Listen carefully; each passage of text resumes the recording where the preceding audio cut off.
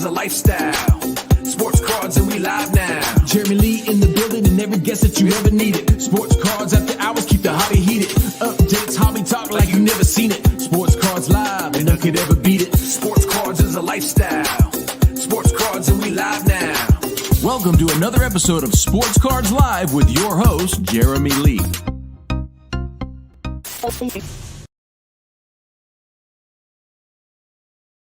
All right, another episode of the PWCC Premier Auction Ending Watch Party, June the 20th, 2024. My name's Jeremy Lee. I am excited to have you all here with us for another episode of the Premier. Amazing cards tonight. You just wait and see. We are going to bring out right now our co-host, none other than the real 27 guy, Mr. Adam Gray. Welcome back, buddy. How you doing? I'm great, man. Excited for another wonderful end to a Premier auction. There's a lot of great stuff this auction, some very unusual stuff. A card for me that is a personal favorite. That's a card that I have in my collection. And I'm, as always, excited to talk about all of it with you. I know which one it is. I bet some other people do too. We will get to that. There's a lot of great cards in the auction tonight. What we've done tonight, everybody, is instead of sorting by highest price or the default, we actually have them sorted from oldest card to newest. That's going to let us look at cards together, a couple of Tatum RPAs. They're going to be together, so we're not jumping around. It should be a fun show. Great cards. Want to say hello to a bunch of you guys. First, everybody, again, welcome everybody watching on Instagram. This should be available right now on my Instagram feed as well as Adam's Instagram feed. I also want to mention that the viewing experience is better if you come over to YouTube. We can see your comments and really address them and respond to them. So come on over to YouTube on the Sports Cards Live YouTube channel if you are currently watching on Instagram, but have fun there. Everybody watching on X, welcome to you guys as well. Facebook, LinkedIn, and of course, YouTube. All right. We have a few people in with us already, Adam, in the chat. Connor Rustenhoven is here with us. What's going on, Connor? Jacob Dahl, Jason Newman. We got Todd McDonald. We got the vintage card collector as always. And Jacob Dahl says, I love that Jordan number pieces auto. I was looking at that one earlier today and I thought, wow, that is such a great card. So nice. 03 Exquisite. We're going to get to it, Adam. But listen, guys, extended bidding, all access extended bidding starts in 27 minutes. I have also put the Sports Cards Live affiliate link at the top of the chat. You can see it in the YouTube chat. It should be pinned to the top. And I will ask you, please click that link. It'll take you over to PWCC and bid through that link. That will earn SCL a small commission. But more importantly, PWCC will know that you guys are tuning in and hopefully enjoying the show. If not, I'm going to blame that guy. Just kidding. He is. I kid. Of course. What's up, Craig's Cards, Diamond Card Collector, and that was Ace of Grades. Good evening to you and everybody out there who hasn't yet said anything. Adam, I'm wearing my Michael Jordan third-year card on my shirt today. That's the one I'm 86 Flair, third year. Anyway, there's a really nice 86 Flair Jordan card in this auction tonight. It's a BGS 9.5. But it's got 2 10s. It's half point away. You know about this already, Adam. It's a half away from being a BGS 10, guys. Last I looked, it was at 50,000. We'll see what it's at today. Adam, any preliminary thoughts from you before we start screen sharing and going through the items? I'm still just trying to get past this idea of a third-year card. I will never, ever call that wonderful card a 3-year card. No, I think I'm excited. Let's jump right into it. And that's just me kind of having some fun. I know it is. If you know sort of thing, but just one of those having some fun. Obviously, probably the second most iconic card of all time, if not third. All right, guys, here we go. Here is the auction, the Premier auction. There are, I think, just over 90 items, but we have filtered out the TCG because we don't know much about TCG. We're here to talk about the sports cards, and right away we see a trio of 33 Gaudy Babe Ruths. 2 copies of the 144, which is the only one that features him in the full batting stance. I do love the card. We have what appears to be a beautiful PSA 2. I was looking at this. The only thing that really bothers me about this card, and it doesn't really even bother me because it's graded appropriately, is this ding up here on the top edge. But other than that, for the grade, this card looks really nice. In two dimensions, this card looks really nice. And if this was a card that I was pursuing right now, this is a copy I would very, very seriously consider for my personal collection. This little guy up here, I've got cards that are this old that have that. It doesn't, or something similar. It doesn't bother me too much. The color is good. It's not perfect. The color is good, maybe even a bit better than good, but the centering, the registration, the corners, the edges, kind of exactly what you want it to be, or at least what I would want it to be for a 2. And then, Adam, we have a 4.5 that has the eye appeal designation, the E, exceptional, top 15%.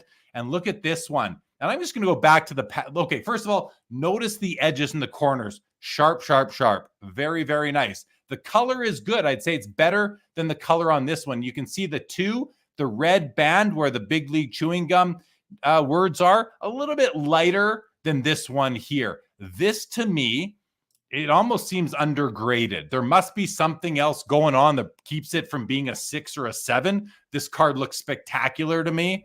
So, good luck to anyone who's going for these two. I think I know one person who is actually going for this card tonight, and I certainly wish him luck. And then, Adam, we have number 149. The red background card looks just like 53, the yellow background. Also, a very important card. All 4 of these Babe Ruths from 33 Gaudy are important. We're only missing the green, the green and the yellow tonight. But this one, very nice as well. Great edges, great corners. The centering, I would say, is its biggest weakness. It's low and to the left, but a beautiful, beautiful copy, even for the grade of a 5.5. Very recently slabbed by PSA. Strong color, strong registration. Great registration on number 144 here in the 4.5, and again in the PSA 2 as well. I like all 3 of these. Adam, you're not really a vintage baseball guy, but give us your thoughts on these 3 important cards. If you look at all 4 of the great cards out of Gaudy for Ruth, I think the red one is my personal favorite just because I like the color a lot. Probably second actually might be the full image that we have there on those 2. The first one that you looked at, though, that thing at the top, what would you describe that? Is it a tear? Is it what do you think that is? I was going to, looks like a little tear card. There's definitely it's not a ding between a tear and a rip. I think they're the same thing, maybe just the magnitude of which would distinguish between those 2 words, but good. And that's why the card is a 2. But otherwise, This thing is spectacular for the grade. Like, look, even this bottom corner here, like, that's natural. I like that. Same with the bottom right corner. They're slightly rounded. Top right, same thing. Top left, but centering, edges, registration, very strong. Anything else from you? Nope. Great stuff. Let's keep rolling. Hello to the professor. Good to see you, sir. Josh Dawson in the house. What's going on, Josh? Good to see you. Yeah, we'll see you at the National in a few weeks. And Michael Hathaway, the crystal ball, has joined us as well. Good to see you, Michael Hathaway. All right, guys. Next up, another trio of vintage baseball. 34 Gaudy Hank Greenberg, autographed rookie, PSA DNA authentic. The card is authentic. This card, listen, I don't know a lot about the Hank Greenberg autographed 34 Gaudy, but it's at $6,250 right now. So it tells me that people want this card. And if you look at it, it's pretty beat up. It is pretty beat up. It's got paper loss. It's got wrinkles. It's got marks on his face. Right here, some surface damage, all sorts of scratches and like layering going on in the corners. But the fact of the matter is, to find an autographed 34 Gaudy Hank Greenberg is probably next to impossible. I don't know the population, but I'm guessing it's like under 3, but that's a total guess. Check for yourself. In any event, cool card. It's going to make somebody very happy. But then we have 248 Leaf Jackie Robinsons. If you've ever heard me talk online before, you might know that this is among, if not my favorite card in the hobby. 48 Leaf Jackie. We have a PSA 3.5. Let's open up the image. And we have a PSA 4 with above average eye appeal rating by PWCC. Let's have a look at the difference here, guys. There is the 3.5. Centering is off to the left and high, normal for the issue. I got to call out the color. The color's amazing. The registration, almost as good as I've ever seen on one of these. Like you often see registration offsets around the ball cap, around his face here on the shoulder. I'm seeing none of it. Let's look at the other one and see if the registration is the same. Right here, you can see the higher graded card is a lot blurrier. Notice this red stripe coming down the side of his face. Notice the eyes are blurry. Notice that this black line that should be the edge of the jersey is there's yellow background between it and the white jersey itself. Go back to the original one that we were looking. Look at how better in focus this card is. No red stripe coming down the side of his face like we see here. Now, a lot of people don't even notice registration. A lot of people don't care. They care about centering, corners, edges, and creases and that sort of thing. I'm a big fan of a well-focused card. This 4, to me, is an inferior card to the 3.5. Look how much brighter this one is than the 4. And I don't mind that that the 4 is darker. It's just it's got more toning at him. It's done some work. This thing has been. It's how do you say? This thing it's put in its time. Whereas this one looks like it was maybe cared for it a little bit better, kept out of sunlight, those sorts of things. It does have slightly rounded corners, but it's nice and symmetrical. Guys, honestly, this card right here, I love it. I don't mind the offset. I own this card in a 6, and it's even worsely centered than this one. I love this card. This card comes with my own personal endorsement. I absolutely love it. Where this one does not come with my personal endorsement, I don't love it because I like my cards to be focused. That said, if you need a 4 for your collection, this might be the one for you. I'll leave that up to you. Adam, I went on for a while there. I'd love to hear some feedback. I was going to say the one downside of ordering them the way that we have is that a lot of your cards that you're super passionate about are the ones that we're going to hit here first.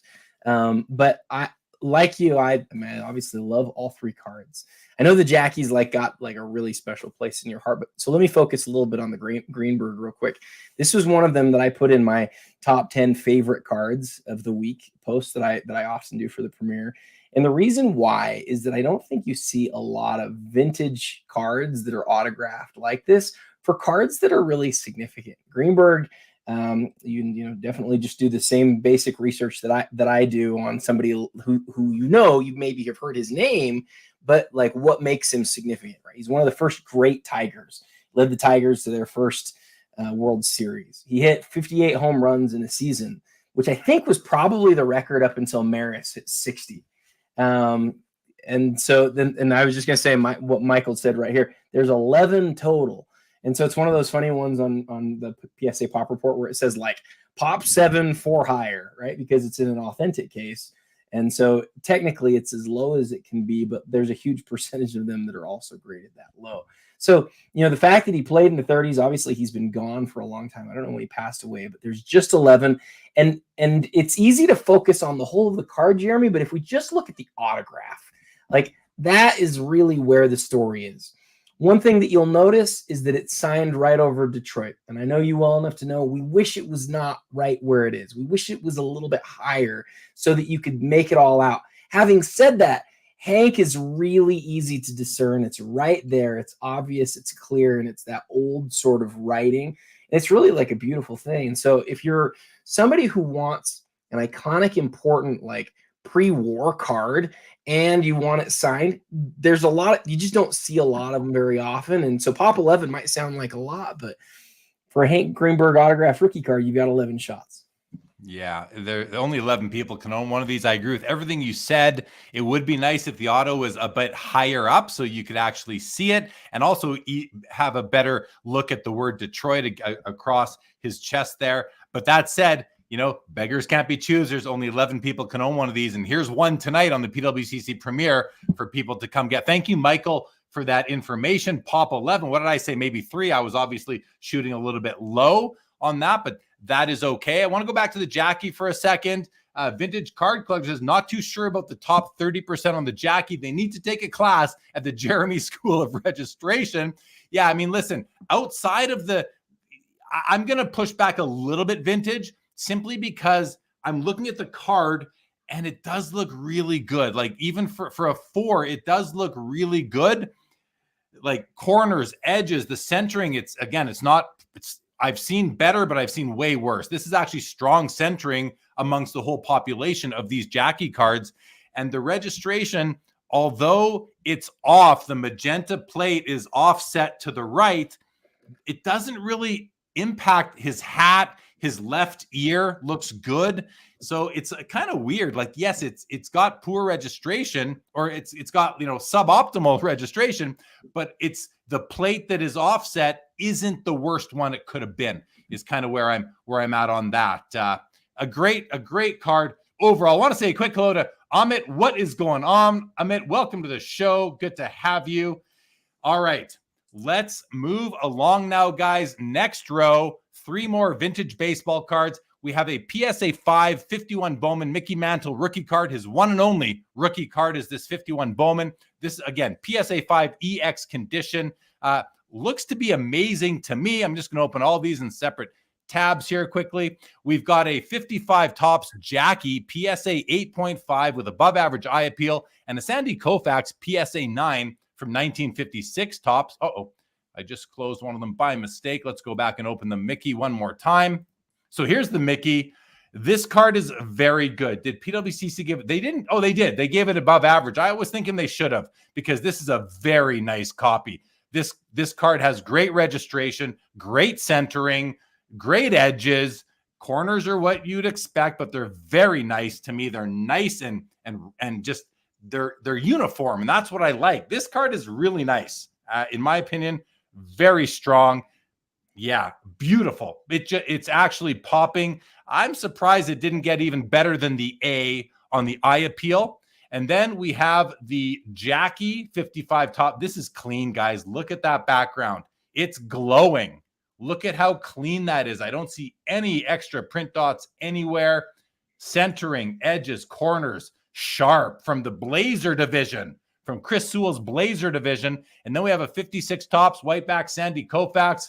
This thing looks pack pulled to me. This looks fresh out of the pack.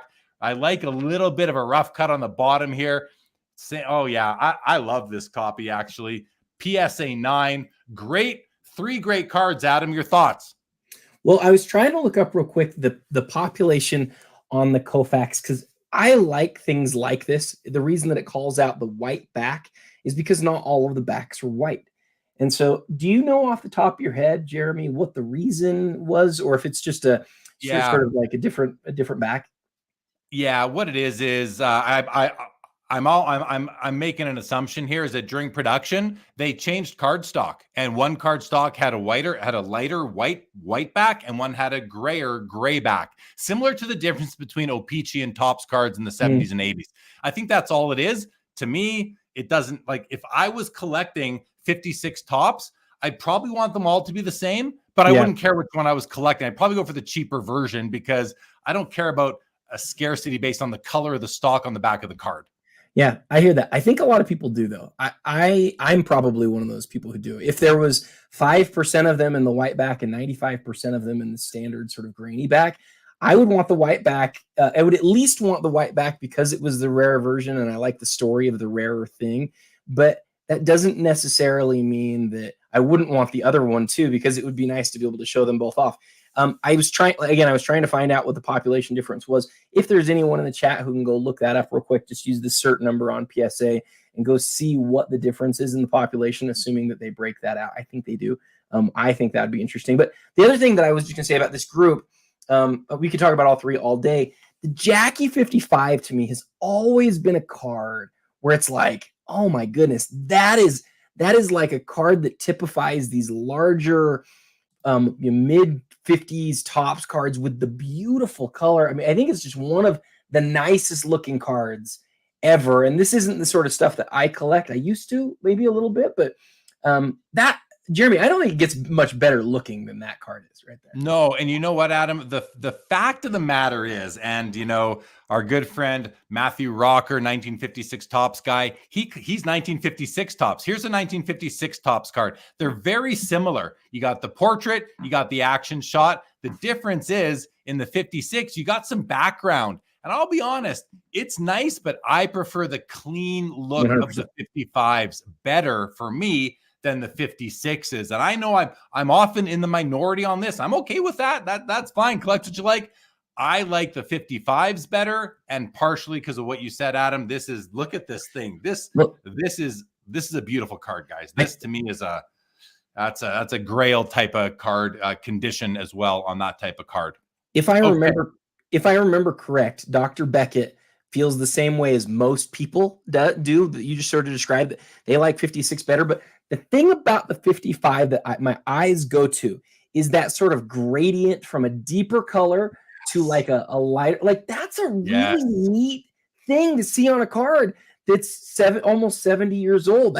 I can't imagine that is not the first time that we had something as beautiful as that, where it goes from dark over on the right hand side to something that's a lot lighter. I just think that's the nicest looking set out there. I'm with you from the 50. Listen, I like the 52s, I like the 53s and the 54s, all of them. But I also like the 55s. I fall off after that a little bit. But I want to say hello to Jason Wormy. What's going on? The new sensation. The Currency Project is in the house.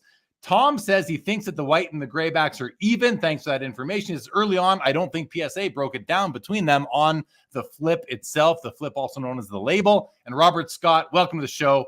Good to see you. All right, let's keep on rolling. Lots to get through, guys. We've got a few more vintage here. 1961 Fleer Wilt Chamberlain BVG. That's Beckett Grading. Beckett Vintage Grading 9. That is a superb copy. I can tell already. We've got a 62 Tops Brooks Robinson in a PSA 9.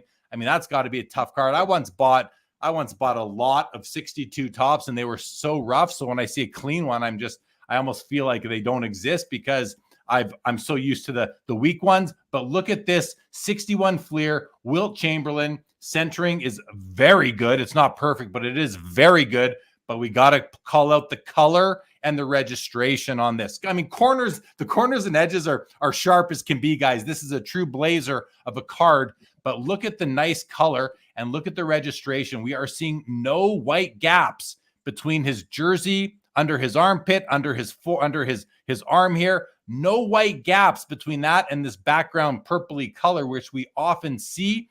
I'm seeing the odd scratch, guys. That's got to be on the holder. Beckett holders do tend to scratch very easily in my experience. Overall, this is a very strong copy. Adam, we'll come back to you on that one. Here's the 62 Tops Brooks Robinson. Nice card. What's going on with the top here? It seems like there's it went into, it's off center top to bottom because the wood grain kind of cuts off. I don't know what's going on up here. It seems to me like that might be part of the next card, or it's the edge of the sheet and it was cut funny. That concerns me. I'll admit that does concern me right there. And then we have the Fergie Jenkins. This is an SGC 10, you guys. I mean, a 1966 Gem Mint 10 card, unheard of. Well, should be unheard of. Really awesome, and gotta love Fergie Jenkins, you guys. Don't know who Bill Sorrell is, but we all know Fergie Jenkins. Gotta love him. Great card right there. Adam, love to hear your thoughts, especially on the Wilt. I know you're a big fan. So the Wilt and I actually, this particular card and I have kind of a funny history. So I don't know how many years ago it's been now, but this exact copy was on some auction site, and I was bidding on it and trying to win it. And the reason that I wanted to win it at that point was because it's the highest graded, the highest BVG, highest Beckett graded Wilt Chamberlain rookie in existence, and there's only one of them, right? This is the only 9. There is no 9.5. There is no 10. It's the highest graded Wilt rookie of all time. And as you know, the world of BVG or Beckett vintage cards isn't as popular as PSA, and it isn't as popular as SGC. And so, but that wasn't always the case. There was a time where Beckett had a lot more of the market share than it has today. I'm not saying that it was ever more popular than the others, but it had more market share than it used to. It wasn't that unusual to send in a card like this to Beckett. These days, it doesn't happen as much. as it used to. So I thought it would be really cool to own the highest graded one. I placed a great big bid on it. I don't remember what it was, but I do remember it was the biggest bid I'd ever placed on a card at the time. And I lost out. All these years later, Jeremy, I pulled this up just now. All these years later, this is what you need to know. 315 of this card have been graded. So it's not a small number, right? That's still a significant number by BGS. There are 2 8.5s. There are 13 8s. There's still just the one mint 9. That's this copy that we're looking at. It was graded in September of 2009. So we're talking about almost 15 years ago. But the fact that it's the top one of the 315, top 0.3%, the single highest graded, to me, that's what you're buying here.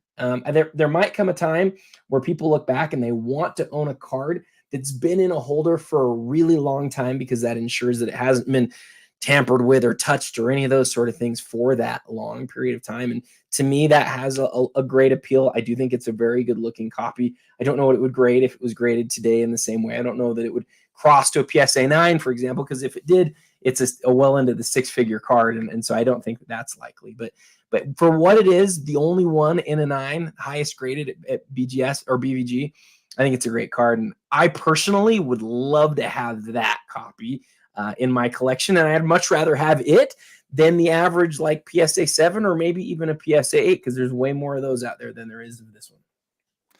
Yeah. I mean, if you want to have grading scarcity, then this card is right up your alley for sure. If you love the card because it's a beautiful copy of the Wilt rookie, that's a great reason to own it. Everyone has their own reasons for buying every card that they buy. And please proceed on that way. Proceed that way. Okay, let's continue along. This is the last of the vintage guys. We have a 1970 Topps Willie Mays, rest in peace. Gem Mint 10, $32,000.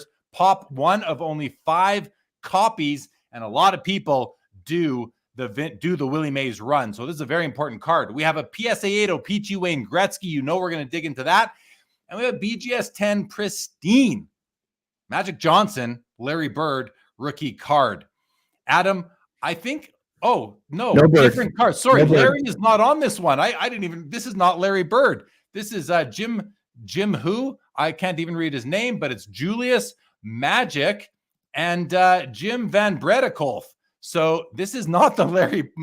If I would have been on this card, it would have arrived. I would have been like, where's Larry? Where's Larry?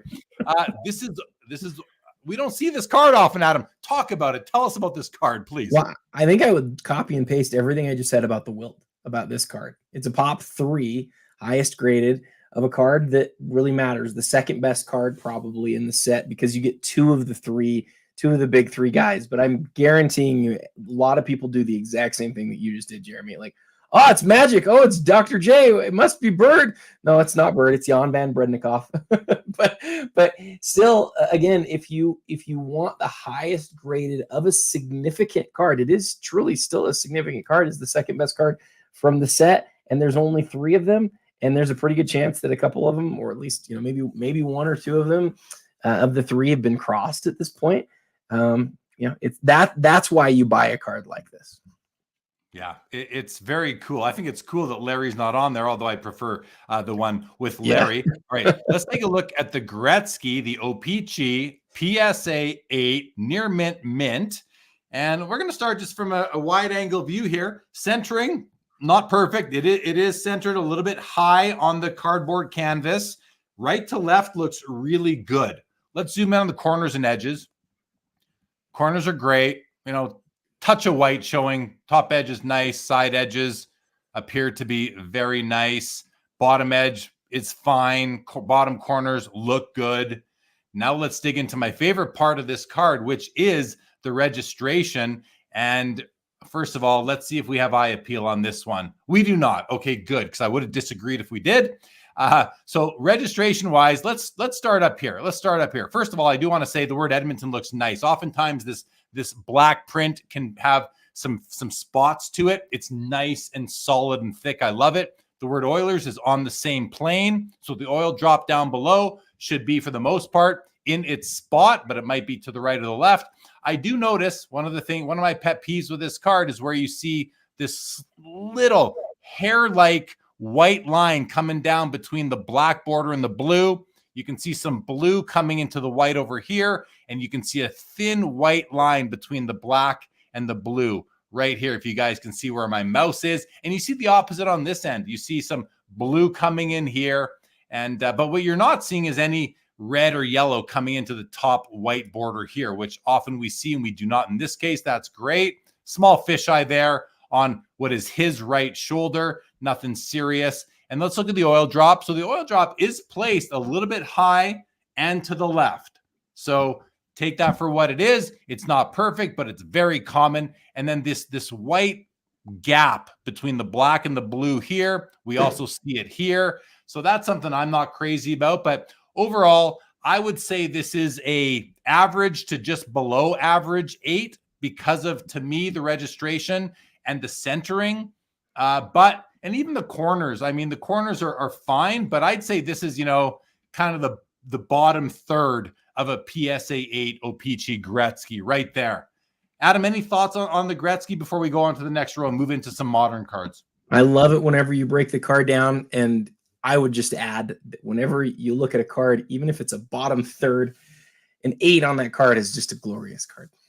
An 8 on the card is a glorious card if you agree that it is an 8. Yes, I agree with you on that. I agree with you on that. The Currency Project says color gradients are underrated in reference to the yellow gradient here, which we all definitely love. Aaron Rasmus, what's going on? And Vintage Card Collector says, yeah, BVG, no respect. But Rodney Dangerfield, yeah, it gets no respect. I'm not a good impersonator. All right, let's move along. Guys, we have some Jordan star cards. We have 2 84s and an 85. The 85 is another BGS pristine with above average eye appeal. And then we have a BGS 9 on the Star 101, and we have a BGS 8.5 on the Star 195. These are from the same set. This is Bulls. This is Team USA. Both really cool cards. I just want to open this one up, Adam. It's the one I'm most familiar with. And I got to say, so they gave it 9 centering, which it looks like the centering's pretty good. It does have some slight tilt, I believe, a narrower border up here, and it widens slightly as you come down. The opposite on the right, narrower at the bottom. It widens as you go up there. So I'm not a fan of tilt, but this card is tough, tough, tough. And this is one of the best centered copies I've ever seen, despite the tilt. Adam, I'm going to leave it at that and put it over to you to talk about these 3 Jordan star cards. Well, the 101's probably the card of the night. If it's not the highest selling card of the night, it'll certainly be one of the top 2 or 3. It's and it's exactly for the reason that you just described. We've seen definitely an uptick in all-star Jordan 101s over the course of the last few months since the $900,000 plus sale was sort of publicly announced. We've seen it across many of them, and I think that's trickled into some of the other Jordan star cards, like the ones that we see on the right. But all 3 of these are a story. But I want to just take just a second longer on this one. The centering on this one, what you can do if you're an Excel guy, go take all of the 1,200-ish that are in the population, drop them into Excel, and sort by centering, and see how many have a centering of 9 or higher. And I think you're going to be really surprised. There's only a few, right? This is the reason why this card is such a hard card to get in a good high grade, because frankly, most of them were pretty well protected.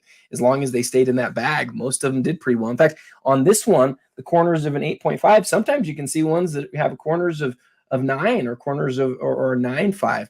But to see the centering here of a 9 is really special, and that's why it's got the 9 overall grade, and there aren't very many of those, and so that's why the surface and edges are super strong at 9.5. And also, guys, this is a BGS 9. Keep in mind, a PSA 9 was reported to recently sell for, I think, $900,000.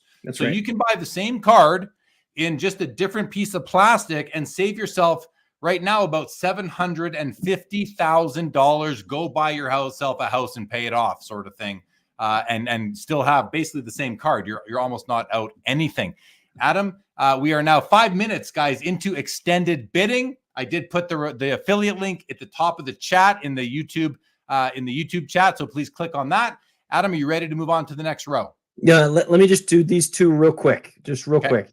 So there are about 20 Michael Jordan star cards that were made before, as Jeremy called it, the third year Fleer card. There's about 20. In my opinion, you're looking at probably the second and third or second or fourth best cards other than the 101 next to it. Why? The one in the middle is the Olympic card. It is from the base set from 1984. It's a huge card. And just like the 101, except for even more so, this card has the worst centering of any card out there. Like most of them that you'll see are 90-10 or like 85-15 is just an awful card as far as like getting it centered well. And so that's why this in an 8.5 is really, really high grade. It's a really, really strong copy. The one to the right is one of 9 total star Jordan cards from those first few years that has ever been graded a BGS 10. And Jeremy, that's the 85 base card. So if you were to say, what's his second year card that's like the base, it's not like a subset or like a different type of thing. That's Jordan's second card. There are 3 10s. I'm not going to lie. That's like the most common 10 that's out there. But you can see PWCC gave it the top 30%. Kind of surprising that it's only at 15 grand. I personally love the idea that you're getting one of the nicest copies in the world of this card. I love all 3 of them. I'm not going to try to put them in order. I would ask you what order you would put them in. I know which one your first one is. Which of these 3 is your number 2 and which one's your number 3? Well, you're assuming that my number 1 is the Star 101, and you're right. It is, because it is the first card. To me, it's his first star card. To me, it's as good as being his mainstream main rookie card, even though much of the hobby doesn't consider it to be that way, and that's okay. So this is number 1 for me. Number 2 between these two, Adam, it's going to be this one over here. I care more about the Bulls uniform than I do the Olympic Team USA. I also like the pose here. I love it. I'm not familiar with this card, and I just fell in love with it. I think it's amazing. But this isn't a distant third. It's not like this is way down the line. This is also a really cool card, and it's from his rookie year. So it's basically, like a secondary rookie card in a way, if we can consider star cards to earn the rookie card designation, which I'm willing to give it. And one last point, just to be clear, and this is why I might even lean towards that one in the middle there. There's only 3 cards from the 1984 base set that are of Jordan. There's only 3. You're looking at 2 of the 3 there. There's another one that's like a blue border, one that's called Rookie of the Year. And that's it from first year Jordan start. That's all of the cards that are out there. Yeah, yeah. I mean, that's really cool. I'm going off of sort of aesthetics and just they didn't change the design, which is kind of neat as well. The design is the same. Everything's in the same place. Really cool cards here, guys. Vintage wants to know, Adam, what do you think the Jordan 101 would grade by PSA if it was crossed over? I'm the worst at this. I would ask Jeremy what he thinks. Yeah, I mean, I think it's honestly, I'm gonna say like 8.5, because I just don't see I don't see PSA giving out a 9.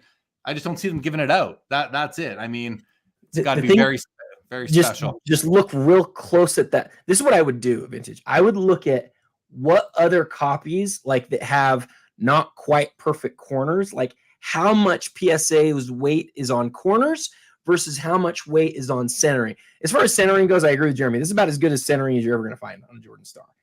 Truly, it's really, really nice. All right, guys. Next up, we have an Akeem Olajuwon autographed 86 Fleer rookie.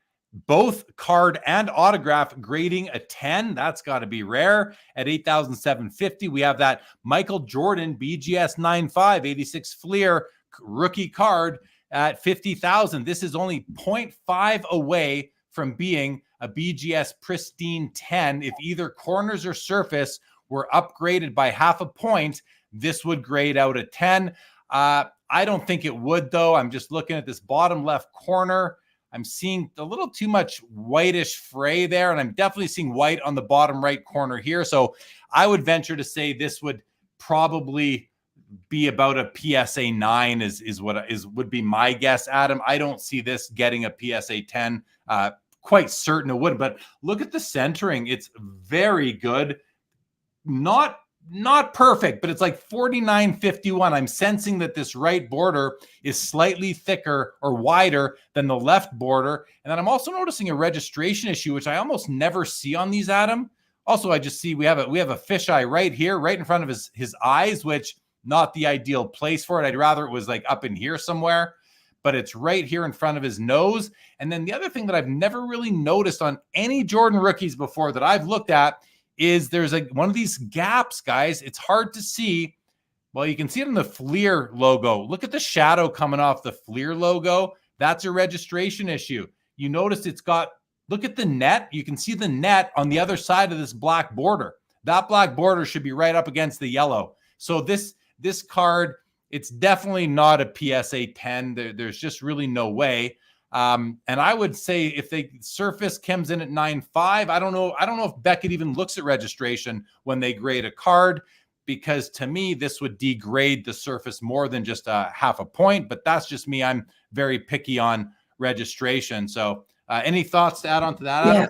One of the things that is important to talk about in this conversation, you said twice, this wouldn't grade a PSA 10, but when this was graded, it might have been a PSA 10. It might have been, because this card was graded a long time ago. Now, the question isn't what would it grade today? The question is, I mean, maybe it is. Maybe you want to ask that question. I think it is, because someone who buying it might want to cross it. They might, yeah. Then so no, I'm with you there. I'm not disagreeing. I'm just saying, if we look at a lot of the PSA cards that we look at, if we say what would that grade today, we may have a different answer than what's on the slab. And so I just want to be fair to that. But look, the fact that this is a 9.5 on two, some people, you identified this perfectly at the beginning. Some people really care about what is on the slab. And I don't want to dismiss those people totally. It's not how I collect. It's not how you collect. But if you want one that's within a half sub of a 10, which is probably $1 7-figure card at this point, like, you don't get a lot of those sort of chances. And so it is, maybe it wouldn't be a BGS 9.5 today, and it's probably not a PSA 10 today, but it's one of those very few that have these subgrades. And to me, again, that's probably what the sell is here. Yeah. Okay. Fair. Let's keep on rolling. Oh, we've got the 96 finest gold refractor Kobe rookie, BGS 10 pristine. Yeah. Again, probably my favorite Kobe card, Adam, rookie card, I should say. Absolutely love the looks of this. And is this a card that had peel at one point? And this is peel off, right? So you're actually, if in peel off, you're actually gonna be able to enjoy this card to its full delight. It's full delight, everybody. Adam, can you comment real quick on the color on his skin? I can't see it, but I know there's greening on this card. So maybe on his hand, but maybe not. I'd have to see more copies. I'm not seeing any greening, to be honest. I'm not seeing any greening on the leg there. I'm not seeing any on the jersey. I'm seeing none on his right arm, his head, his left arm. Now his right hand it almost looks like, first of all, the way he's holding the ball, it's bent. So the actual light in the room at the time this was taken might be like aimed at his hand, but not the rest of his arm. I don't know. I'd need to see other copies, but this might be, it's not green. It's just lighter than the skin tone on his forearm here. I'm going to go with no greening at all, Adam. I mean, someone correct me if I'm wrong, but I don't see any greening here. Last point for me on this is this image, the photo of Kobe, is from his rookie photo shoot. And to those of you who haven't really learned this about Kobe, you'll find this interesting. The reason you're not seeing his left arm in this image is because his arm is broken. He has a cast on it. And so most of the images from the photo shoot, they've intentionally hidden his arm so that you're not seeing the cast. Pretty fantastic story. Very cool. Great card. I love it. I love this card. It sparkles in the light. All right, guys. 96 Legacy Collection, row 2, Michael Jordan out of 150 copies printed, PSA 9, pop 1 of 1. Not sure if there's any 10s, Adam. Are you aware if there are any higher graded? I'm not, but I want to do my second would you rather of the night with you on this row right here. Can we do it? All right. Well, okay. Let's do that. Let's go ahead. Hit me. So and we got two Jordans. Rather applies for all of you guys out there too. Feel free to put your answer in the chat. Yeah, everybody in the chat, we'd love to hear from you on this. So you got two Jordans on this row. You got the 96 Flair Showcase Legacy. I think this is the row 1. Is that right? Does it say in the? It says row 2. both. Row 2. Row 2. So you've got the row 2 numbered out of 150, and then you've got the gold Ultra Stars. Okay. Which of those 2 cards would you rather have? The gold Ultra Stars is not numbered. The Showcase is numbered out of 150 from the very first serial numbered set of all time for basketball. The gold Ultra Stars is currently more expensive. Which of the 2 cards would you rather have, Jeremy? Well, this is easy for me. It's not even close. It's the gold Ultra Stars. I love this card. I've got my Shaquille O'Neal right here. I'm just going to spotlight myself because you guys look at the picture on the screen right now. Look at this Jordan card, okay? It's beautiful, but it looks like, well, what's with these weird diamond-shaped things? Well, if you haven't seen one in person, have a look at what it looks like. This is what you got going on there. Like, look at this thing. It's absolutely sparkling. Josh Dawson in our chat. I actually got this from Josh Dawson. Josh, still loving the card. Thank you for the trade, buddy. Thank you for the trade a couple years ago. I love the Ultra Stars. I just think it's one of the most, if not the most beautiful 90s insert. I absolutely love it, Adam. And as far as this card goes, I don't love it. Like, I personally feel that all these showcase row cards, I just don't like the aesthetic. Personally, I have zero desire to own. The only reason I want to own them would be financially motivated, and I need more than that to buy a card in like 99% of the cases. This one, I'm not even interested in. I just don't like the card. But again, I am so in the minority. I know people love them, and I love that people love them. Please don't take it personally, anyone that I don't. Adam, how about you? I think we're actually looking at 2 aesthetically of like the nicest looking cards that are out there. And that's because Showcase's base set is just phenomenal. Like, it's unmatched as far as a base set goes. The problem with the Legacy is that all you're doing is you're adding, I mean, it's a nice thing. You're adding this light, like platinum blue sort of font to it. And it's great. And you've got, the back of the card with the serial numbering and all that's great. I love firsts. And so I'm tempted to go with this because, again, it's from the first serial numbered set. But you just heard me say, wait, is this row 1 or row 2? I even get confused on which row is which on this set. And that, to me, is not a great thing. You want to look at a card and you want to know exactly what it is when you first look at it. And everything you said aesthetically about the Ultra Stars is right. So despite the fact that the Showcase is from the first year and I'm a first-year sort of collector, I'm going to agree with you here. I like the Ultra Stars too. Yeah, I just absolutely love it. I wanted to go to a couple quick comments here. I forget which card it was, but it was one of the 9s up here. Josh Dawson. I don't think so. I think it's the Jordan we were just looking at. The row 0. Oh, yeah, it is. You're right. It is the row. He says it's a pop 1, not pop 9. The PSA 9 is a pop 1. There's no 10s, but this 9 is a pop 1 right here. That makes it the best card, in a PSA slab. It's a pop. Yeah, it's a pop 9. You just said it just a little wrong. It's a pop 9, not a pop 1. That was a big. Oh, sorry. It is a pop 9. Okay, that's what he says. We can look it up real quick, but yeah. Yeah. Okay. Asa Grades is going Ultra Stars Gold. Yes, sir. Jason Newman, Ultra Stars Gold. Stephen Pitts. Yeah. Sometimes looking at these cards in hand can totally change from what you see on the screen. Jeff McMahon likes the card. Asa Grades, I feel the same. Showcase row, not for me. Same with vintage. Josh Dawson has taken the Legacy. He's taken the Legacy, and he confirms again it is a pop 9. It is a pop 9. So thank you, Josh. And we have a Steve Young PMG green. Steve Young seems to get lost in the hobby. I mean, he came in after Joe Montana and won at least one Super Bowl, maybe more. I don't remember. And this is his PMG green, BGS 7.5. Let's take a quick look at it here, Adam, really quick. I want to see edges are 8.5. That's strong. Surface is the weakness at 6.5, which is really tough to see. But look at that. Some little bit of white spots going on in the bottom, like quarter of the card, I would say. But great card. Steve Young, PMG green, everybody, sitting at 3,400.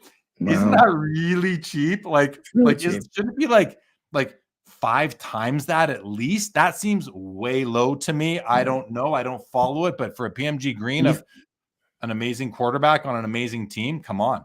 We've seen a lot of the Beckett graded greens and reds out of the PMG football set really fall because there's some that are believed to be sheet cut. I don't know if that's what's going on here, or if it's just a situation where people are like, oh, it's in a Beckett holder, it must not be. But that's too bad if that's the case. I just want to confirm, by the way, what Josh said. Not that I had any doubt in Josh, but I just looked at it myself. He's exactly right. That Jordan Showcase is a Pop 9, and there's a PSA 10, which would make it the Pop 1 of 1. So it's not the highest. It's not the highest graded either. There's a PSA 10 out there. So it seems like when PWCC wrote this subtitle, they just made a transposition error between the Pop report and their and inputting the data. And to be clear, like that's the first time I've seen PWCC do that. They almost never miss on those things, and so I always still look it up just to doubly make sure. But want to give Josh credit for bringing that up.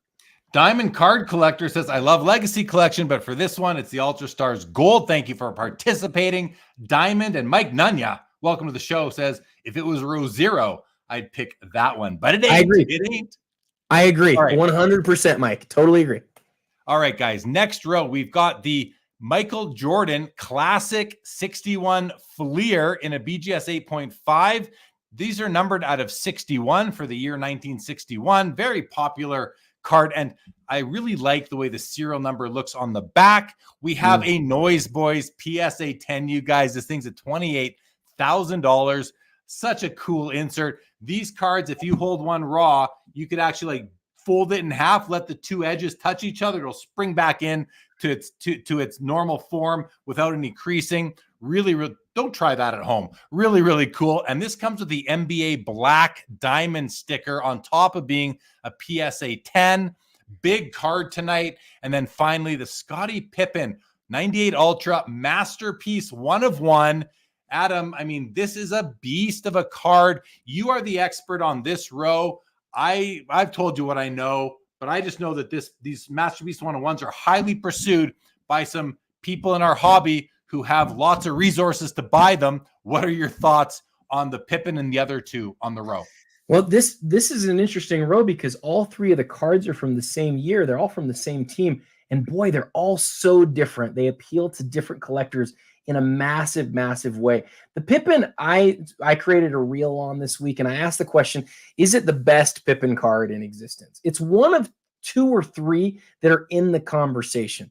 There's really like there's 2 sets that had 1 of 1s prior to this one. One of them Showcase that had 3 1 of 1s or 4 1 of 1s in it. We know how Jeremy feels about that. The other one is the Ultra set the year before this one also had a 1 of 1, but the surface on the card looks basically identical to the Platinum. It doesn't look different. It's the same card basically.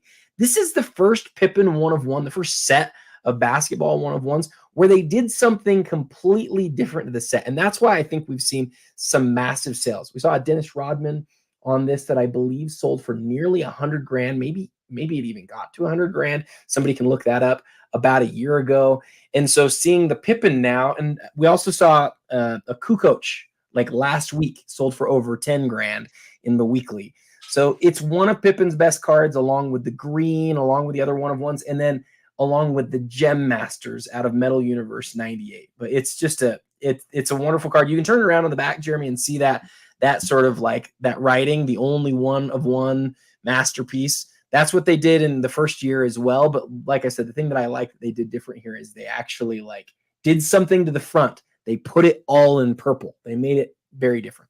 Yeah, right here, what he's talking about, the only 1 of 1 masterpiece edition that's in nice purple foil on the back. And the back of the 61 Fleer, I want to show you guys this because I love the way they did the serial numbers here. 56 of 61, classic 61. It's just cool looking serial numbering. I'm a fan of both these cards, Adam. I'm actually a fan of all 3 cards in this row. This has grown on me. I never used to like these, but they've grown on me. And, sometimes cards grow on us. I like it. But the Noise Boys is my favorite in the row. I love this. I've never owned a Jordan Noise Boys. I've come close before, never have, and it might be a card I pursue in the future. Adam, what did you want to jump in with? So the holofoil on the 61 is really cool. Like you can't see it You can't see it in this image. You kind of have to put it in the 360 or the in hand. Like you'll see it then and you go, oh, like that doesn't look just like a base card. But everything you said about the noise boys, the lenticular, like, and the die cut, it's got everything going for it. For me, because I'm a rare guy and I'd rather own like maybe the best card of Scottie Pippen by a long shot, in my opinion, over the other ones. I would go that one over the other two. I'll tell you what's interesting, Jeremy, that you can say we have maybe the best Scottie Pippen card in the world, or at least one of the best few. And the Jordan is maybe the third best non-numbered insert, but not anywhere in like his top. Like, it's a great card, but it's a PSA 10 and it checks a lot of boxes. That one's now more than the Pippen is kind of crazy to me personally. Yeah, I agree with you. This is not a rare card. I mean, it's not a totally abundant card, but it's not super rare. This was a tough pull, but this is the only one. And this might be his best card in existence. Ace of Grades asks, is Ultra Masterpiece the GOAT 90s one of one? Meaning, is it the best one of one of the 90s? Well, you think about that, Adam. Vintage says, I love the look of the Jordan cards in his black uniform. The Noise Boys is sweet. It sure is.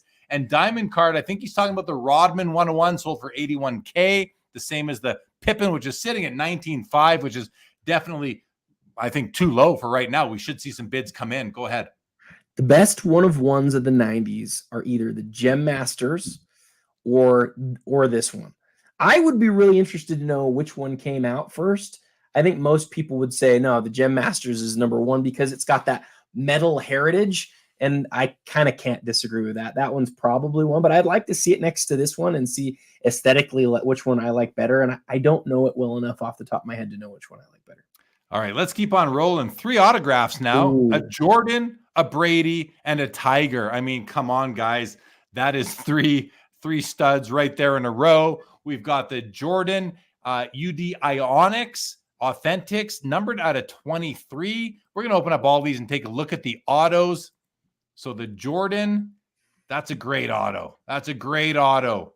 Look at it. Nice and bold still. Hand numbered 9 of 23. Great image of him.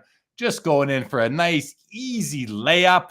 We got the Tom Brady Contenders rookie. The autograph. That autograph looks really strong. It's not the best, as we know, guys. It's not the best card for an autograph. They didn't like leave a place for it, but that autograph, I can see from here, is solid. It looks nice and solid throughout. Good weighting throughout the whole autograph. That card's amazing. This card, I've seen a lot. We've seen a lot of these doing the show now for over 3 years, guys.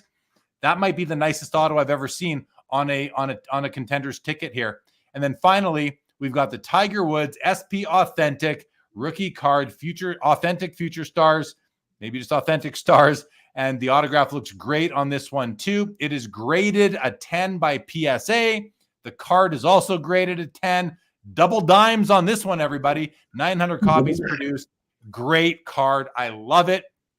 I love it. I do. I want one of these cards right here in my collection. I also want one of these. Boy, oh boy, Adam. I mean, what do you think about this Jordan card here? And I mean, you'll know more about the Ionics, UD Authentics lineage than I will. So speak to that if you don't mind. Yeah, sure. So Ionics, the first year that it came out was 98. And so Jordan actually has an autograph in 98, and it's also serial number to 23. The thing that you will find as you talk to other Jordan collectors about that card is, one, it is rare, and two, it's not good looking. This is a great looking card. And so again, this is another situation where if I was to say, what would I take, aesthetics or what came first? And you know how much I love a first year card. I 1000% would take this card. This card is so much better looking than the year prior, and they're serial numbered to the same amount. But in the one the year prior, the autograph gets lost. It's harder to see. It sort of looks like a regular base card. This one really stands out as really different. And I love when a lot of people don't love this because the autograph faces the opposite orientation of how his face looks. But I love it when you get that full length of the card from top to bottom. Like, it's just this really, I did this exact same thing as you. I look at that autograph and I go, It's the other thing, the last thing I'll add is there's this sort of love for 90s Jordan autographs, right? Because there's only so many and it's different than the inserts. But you can sort of identify all of them on a little spreadsheet and say, where does this fit? Which one's best or whatever. Like, this is a true 90s Jordan autograph. It's after he's done playing, but it's one of my favorite cards of the night. If in fact, I've bid on this card several times, but it's just always been too pricey for me. Well, it's a Pop 13, 3 graded higher by Beckett Grading Services. It doesn't bother me that the autograph is like vertical while the image is, it's also vertical, but it's not the same orientation. Doesn't bother me. I like that they left that space for the autograph and he basically got it in there. Very nice. 3 great cards here, everybody. Mike Gunya says that Jordan Noise Boys pops. Yes, it does. And Ryan Tedmus, good to see you. What is going on? All right, next. So real quick, I got to ask you again, because I think it's applicable to that previous row. I know you like the Tiger. You just said that that's maybe the best autograph you've ever seen on the Brady. And I know you love Jordan. What's your order on these 3? It's my order on these 3 is going to go Tom Brady. Ooh. Yeah. Tom Brady, then Tiger, then MJ. And no disrespect to MJ, but here's why. I think it's Brady's best card. It isn't numbered out of 100, let's say, okay? Yeah. I think it's Brady's best card. That would be number 1. And it's only ahead of Tiger because it's just more mainstream. It's Brady. It's, it just is. Tiger would be number 2 for me. And the only reason why Jordan is number, like if you put a limited logos Jordan there, it's going to be Jordan number 1. It's nothing against MJ. It's this specific card. Just Upper Deck Ionics doesn't do it for me. I think it's a great card, but it's like, it does it if it's all I got, but you're giving me the choice. I'm going with the Brady first. So you and I, we usually agree, or a lot of the time we agree. In this case, we are literally opposite. I go the exact opposite direction. I'm starting with that Jordan that's from the 90s, that's out of 23. That's such a nice autograph for all the reasons that you hit. And I guess what we're doing here is we're comparing 3 cards that we totally love. But to me, the Brady, even though it's the nicest autograph, and I agree with you, it's his best card out of the one, besides the 1 out of 100. It doesn't do for me what the other 2 do. So if there's anybody in the chat who has an opinion on it, I would love to hear that as well. All right, good stuff. Couple quick comments. Ryan says Jeremy wants a PSA 10 Wemby. LOL. He knows me too well. Thank you, Ryan, for dropping by. Nick Leach, he's with me on the order. Good stuff. Mike Nunya. Look at that big, bold blue auto on that Jordan. It is stunning. I agree. And Ace of Grade says, which of the autos do you think is the nicest? I mean, I think Tiger has the nicest auto of these 3, followed by MJ, and Brady's auto is not nice. Just to leave it at that. Let's keep on going, guys. Lots of cards to get through still. There's a gorgeous Tiger auto. Here's an MJ Kobe dual auto in a BGS 9.5 holder, while this Tiger Woods, the autograph isn't graded, but the card is a 10.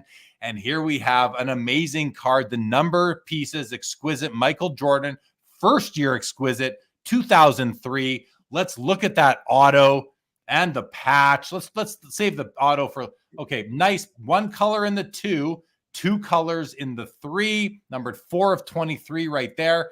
And that auto is fresh, you guys. That auto is nice and fresh.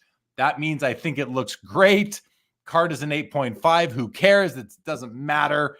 This card is amazing. Edges being the weakness at 7.5, but hey, most of the edges are white, so you can't even tell. This card is beautiful. This card's amazing. Big fan. I like, you put that in the top row and that last row, Adam, I'm taking this, and I don't even need the other cards anymore. You know what I mean? Like, this is unbelievable. I do like this dual auto. I like the clean look of it, numbered out of 25, and this Tiger auto is just beautiful from first year Upper Deck Golf as well. So really some great cards here, Adam. You're up.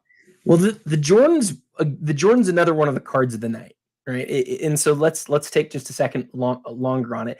And I would hate if I'm saying things that sort of maybe everybody already knows, but there's a few things that we maybe take for granted. So this is the first year of Exquisite, right? 2003 was the very first year. Such an important product in the history of the hobby, right? It really influenced and changed everything. And there's all of these autographed patch inserts, effectively, right?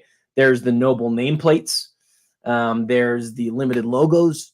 There's these that are called the number pieces. There's the autograph patches out of 100. And then there's the signature swatches where they sign on the patch. And each of them have like their own reason why people like them, right? I think the thing that people love about this set through the years, first and foremost, is that the card is numbered to the player's jersey number. So where Jordan's to 23, LeBron's to 23, and Magic Johnson's to 32, and so on and so forth. Andre Kirilenko's to 47. The whole set is like that. And so there's this variability element that is just based on something as silly as a serial number. And you think about what that meant for Upper Deck, what that meant in production, and you think about what it means for set collectors. Well, as far as it goes for Jordan, it's one of the Jordan cards from the Exquisite era because it's from, the first set. And that look of that 2003 number pieces with the holofoil around the window, it's just one of those ones in hand where you just sort of shake your head side to side. It's so good looking. The autograph, like we talked about on the Ionics, is that perfect sort of length of the card from top to bottom. If there was one Jordan autograph patch that I was going to buy from the first year of Exquisite, me personally, this is the card. Even though there's cards, is it the elements of endorsement or emblems of endorsement? That's to 15. I personally prefer this card. I like this card the most. And it's numbered 4 of 23. That is Bobby Orr's jersey number, everybody. Yes. Bobby Orr. Bobby Orr in the house. Mike Nunya says Jordan, Tiger, then Brady for me. And same for you. That's Adam right there. Jeff McMahon says agrees with Jeremy, Brady, Tiger, then MJ, but all great cards. Yes, they are signed and slabbed in the house. What's going on, David? And Mike Nunya says the 03 jersey number pieces is my favorite of all the cards shown. Oh, for sure. So far. Yeah, I mean, I might pick one of the Babe Ruths up above, but let's move on, guys. We're about halfway through. All right. We have a Harry Potter triple auto, the three main people from the films, I believe, from Prisoner of Azkaban, Adam, currently at $22,500 on card autos. I know this card holds a very special place for you, so have at it. Let us know your thoughts. Those autos are sharp, by the way. They are awesome. Look how bold they are. I'm just trying to get over the Prisoner of Uzbekistan or whatever it was that you were just saying. I'm trying. How much? I've done entire podcasts on this card. How much time do you want me to take? Just tell me. We're maybe halfway through, and we're already into as fast as you can. Okay, so there are 17 sets of Harry Potter cards that came out during the movies. They were all made by this company called Artbox. Artbox basically took props from the movies and costumes from the movies and had the actors sign cards. And they did some really cool things. They never did a single sticker autograph. They're all on card. And each of the, I don't even want to look at what David's saying. Oh, now you're going to put it up. Now you're going to put what David I got to put it up because listen, this is Sports Cards Live, not Harry Potter Cards Live. So let's just fast forward to the main points, not the whole history, please. Sorry, but you're killing me. Let's try and get through it.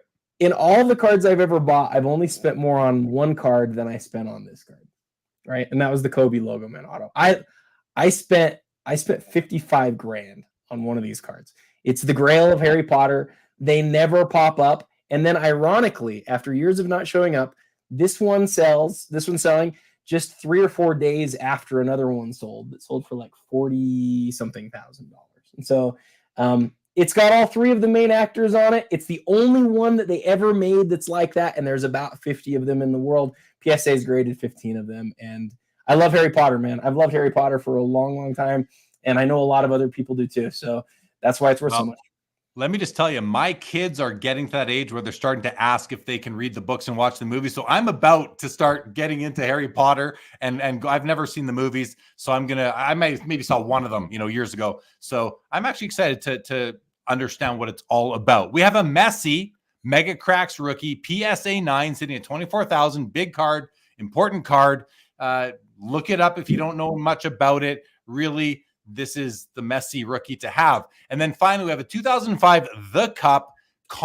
This is Connor. Sidney Crosby. This is the gold RPA. This is the parallel of the rookie. We have the rookie right down over here, the true rookie at a 99. And then we have the gold parallel out of 87 here. Let's open up the images of both of them. I'm going to point out a couple of things to you all on these. So first, We have the gold, as you can see right here, numbered out of 87. It is a BGS 9. The autograph is graded a 10, but you'll see that that really has expired by now on this particular copy. The patch right there, 3-color patch, very nice. I've seen lots of these. It looks good to me. And we have the auto. The auto is faded. It's fading. It's on its path to deterioration. It has been out in the sunlight, and it's really sad. It's just very sad, I must say, because this is such a great card, and somebody at one point owned it and had it out in the sunlight for an extended amount of time, like whether it's months or years, such that the autograph does not look like this anymore. Look at that autograph. Do you see the difference? It's not hard to see. Look how bold and blue this one is. Look at the color of this autograph versus this one. This is a blue Sharpie. This is not a black Sharpie. The ink is basically aged and I don't know the science of the ink, but it has like evolved in its life to look like this. And I'm sorry to say it ruins the card for me. I would have no interest in owning this card personally, because I like my autos to not be faded. I like my auto cards to have not sat in an LCS showcase for months or years to the point where the autograph degrades like that. I like my autos like this. Look at this autograph right here. Absolutely perfect. Brilliantly blue, like the day it came out of the pack. This one, not so much. Now, it's still a very cool card. It's rarer than the True Rookie out of 99. I think it's nicer. I think the gold is nicer than the silver, but I do love this card as well. But it's not the True Rookie. It's the parallel. But to me, it's still a rookie. It's as good as a rookie card to me. But again, I'm in the minority there. I love this card. I love everything about it except the autograph. And I don't just not like the autograph. I highly don't like the autograph. I really don't like it. So if I'm going to, I will say, this card here in the Premier Auction has my personal endorsement. This certainly does not carry my personal endorsement. I wouldn't want it. I mean, don't get me wrong. I'll take it for the right price, but I don't want the card. And I would only take it for the right. Actually, I wouldn't even, because then I'd have to resell it and I'd feel bad for who I resold it to. So I don't like this one. I love this card. I love it. Absolutely love it. Graded a 9. I don't even care. I didn't even know it's graded a 9. 96 of 99 here. This to me is awesome. Right now, the price, we're at 13.5 on the gold and double 26 on the silver, the true RPA. Love, love, love this one. 26,000, guys. It's a steal, like an absolute steal, especially with the autograph. So good. Adam, Go ahead, bud. Tell me what you think.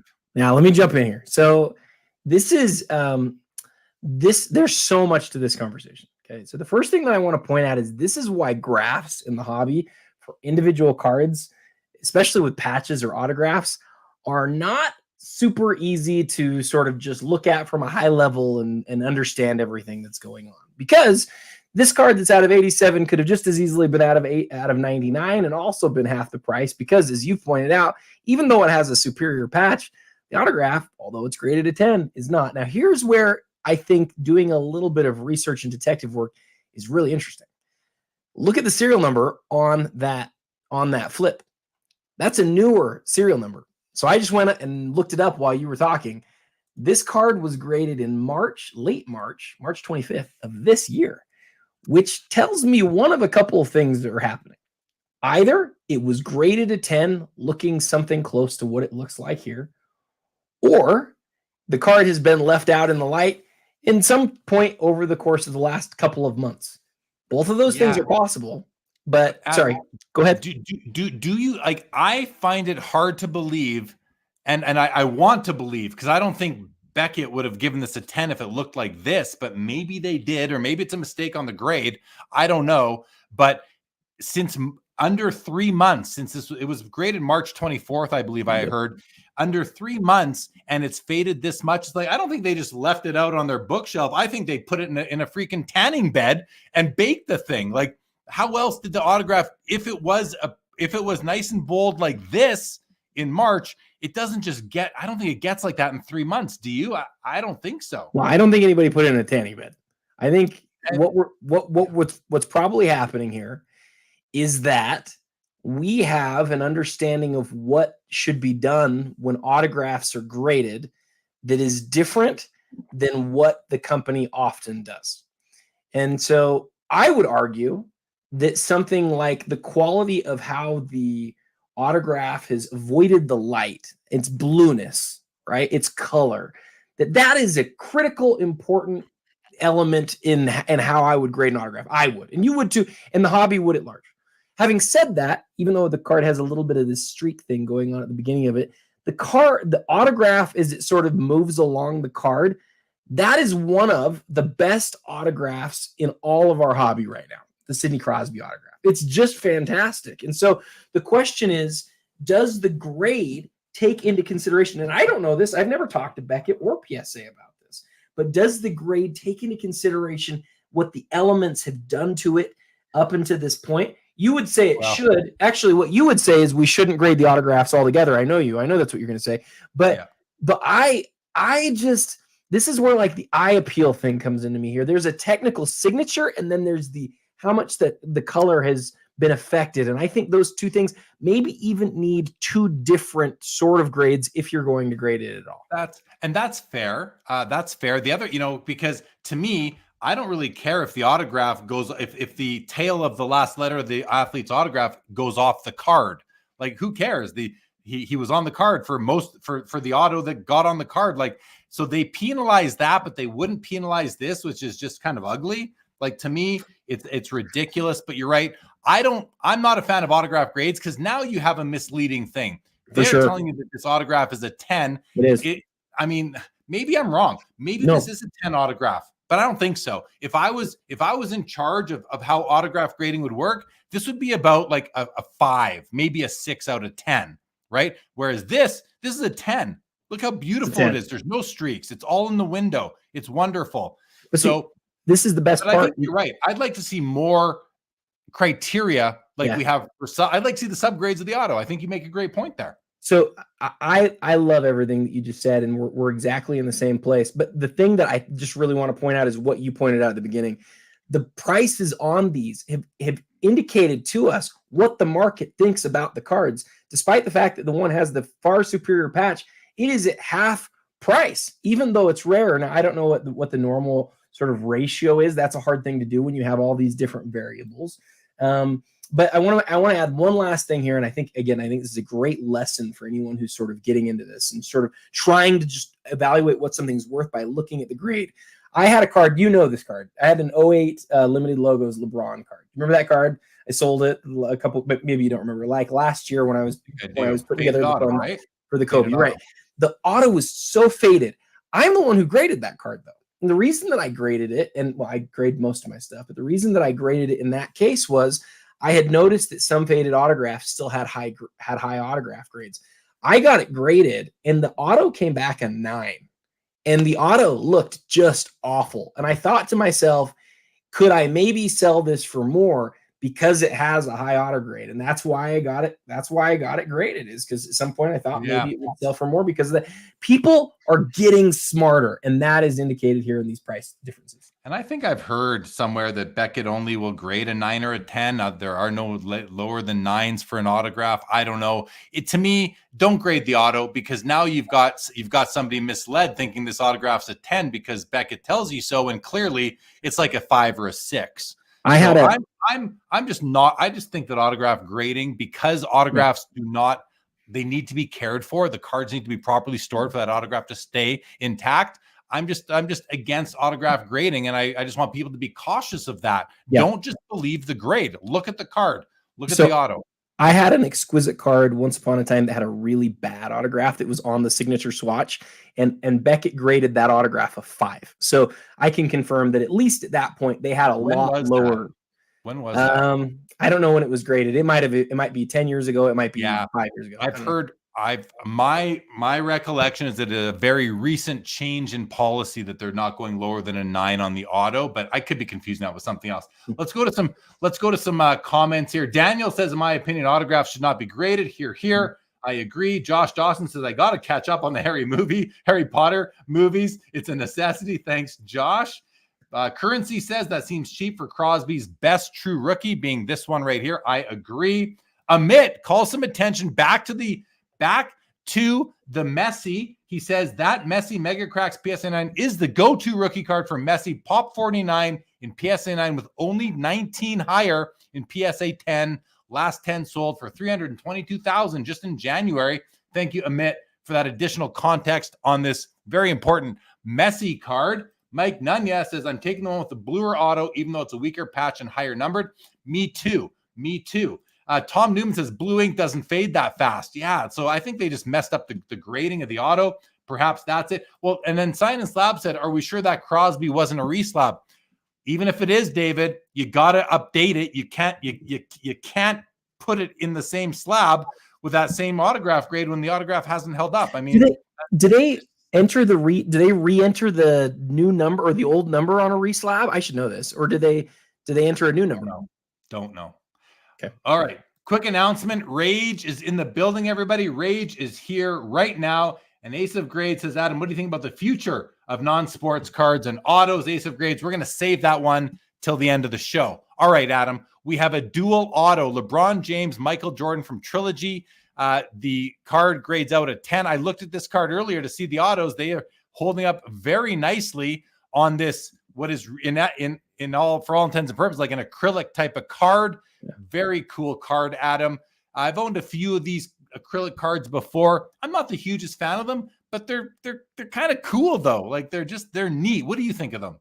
So I always wonder about the autograph quality on stuff like this. Like, does it stay? I mean, this one, it's how old is it? I can't see the year. Is it 2008, 2005? Like, it's 20 years old and it still looks that blue. That's kind of insane to me that it still looks that good. But the cards themselves are just really cool on their own without the autograph. But the selling point here is you've got what a lot of people believe are the two greatest players of all time on the same card, and that's always cool. Yeah. And you got them both on their original teams, which is kind of cool too. Of course, it's 05, so LeBron's still in Cleveland, and MJ obviously played most of his career with the Bulls, of course. So kind of silly to even say that. The one thing I want to point out is the NBA black diamond sticker here. Basically, their most lofty, best sticker, and these cards are often very susceptible to surface scratches, guys. If this has the black diamond, that tells me that this is probably completely void of any surface issues, which makes it a very rare card just based on that. 2007 Exquisite limited logos, LeBron James. We're on an auto kick, so let's have a look at the auto on this one. Is the auto graded? I can't tell from the front of the card, maybe on the back. Auto looks good, though. I'm sure it grades out a 10. Number 36 of 50. A really nice patch there. Part of the S is that from James Adam or Cavaliers? Yeah. I'm not sure. I think that's Cavs. Yeah, really nice card. 2007 Exquisite, also a great looking year right there. Adam, anything on the LeBron? I mean, there's only so many LeBron limited logos, and that's one of the nicer patches. You're exactly right that you're ever going to see. It's probably, honestly, 07's probably like my least favorite year of the limited logos. But there's only so many in the run, and you better believe there's a lot of people collecting the run. And so every time one pops up, it's a big deal. And the patch is a bit smaller this year than other years, it looks like to me, but still very cool.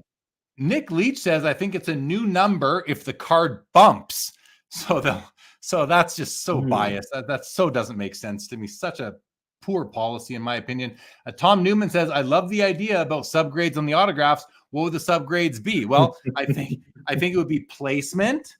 I think it would be like degree of fading or just boldness. Mm-hmm. And then are there any streaks? Because that's a bit different. At least that's what comes to mind right away. I'm sure there are more. Start, stop. Can you see the starts and stops? Rob, go. We do really have an idea here that's worthwhile because the way the autographs are graded. One thing that's always bothered me is you'll get some sticker autographs where somebody basically puts a check mark there and it'll get a 10. And then somebody will do this elaborate, wonderful autograph that just barely goes off the sticker and it'll get a 9. And you're just like, what? Like, I want the one that has more detail, especially if it's the same player. Like, I want the one that has more detail, but you're telling me it's not as good by the number. That just doesn't make any sense. All right. All right. Robert Scott says PSA retains, Reslab retains the original cert number. Yep. But they will change the grade if the grade changes, which is, that's a good policy. Kudos PSA. Mike Sonnen says the faded auto gives it a true hockey feel on the true RPA. Well, but it's not faded on the true RPA, Mike. And the 87 looks clean, which makes it acceptable. And so, yeah, I think you're confusing that you have them backwards, Mike, but I think I understand what you're saying overall.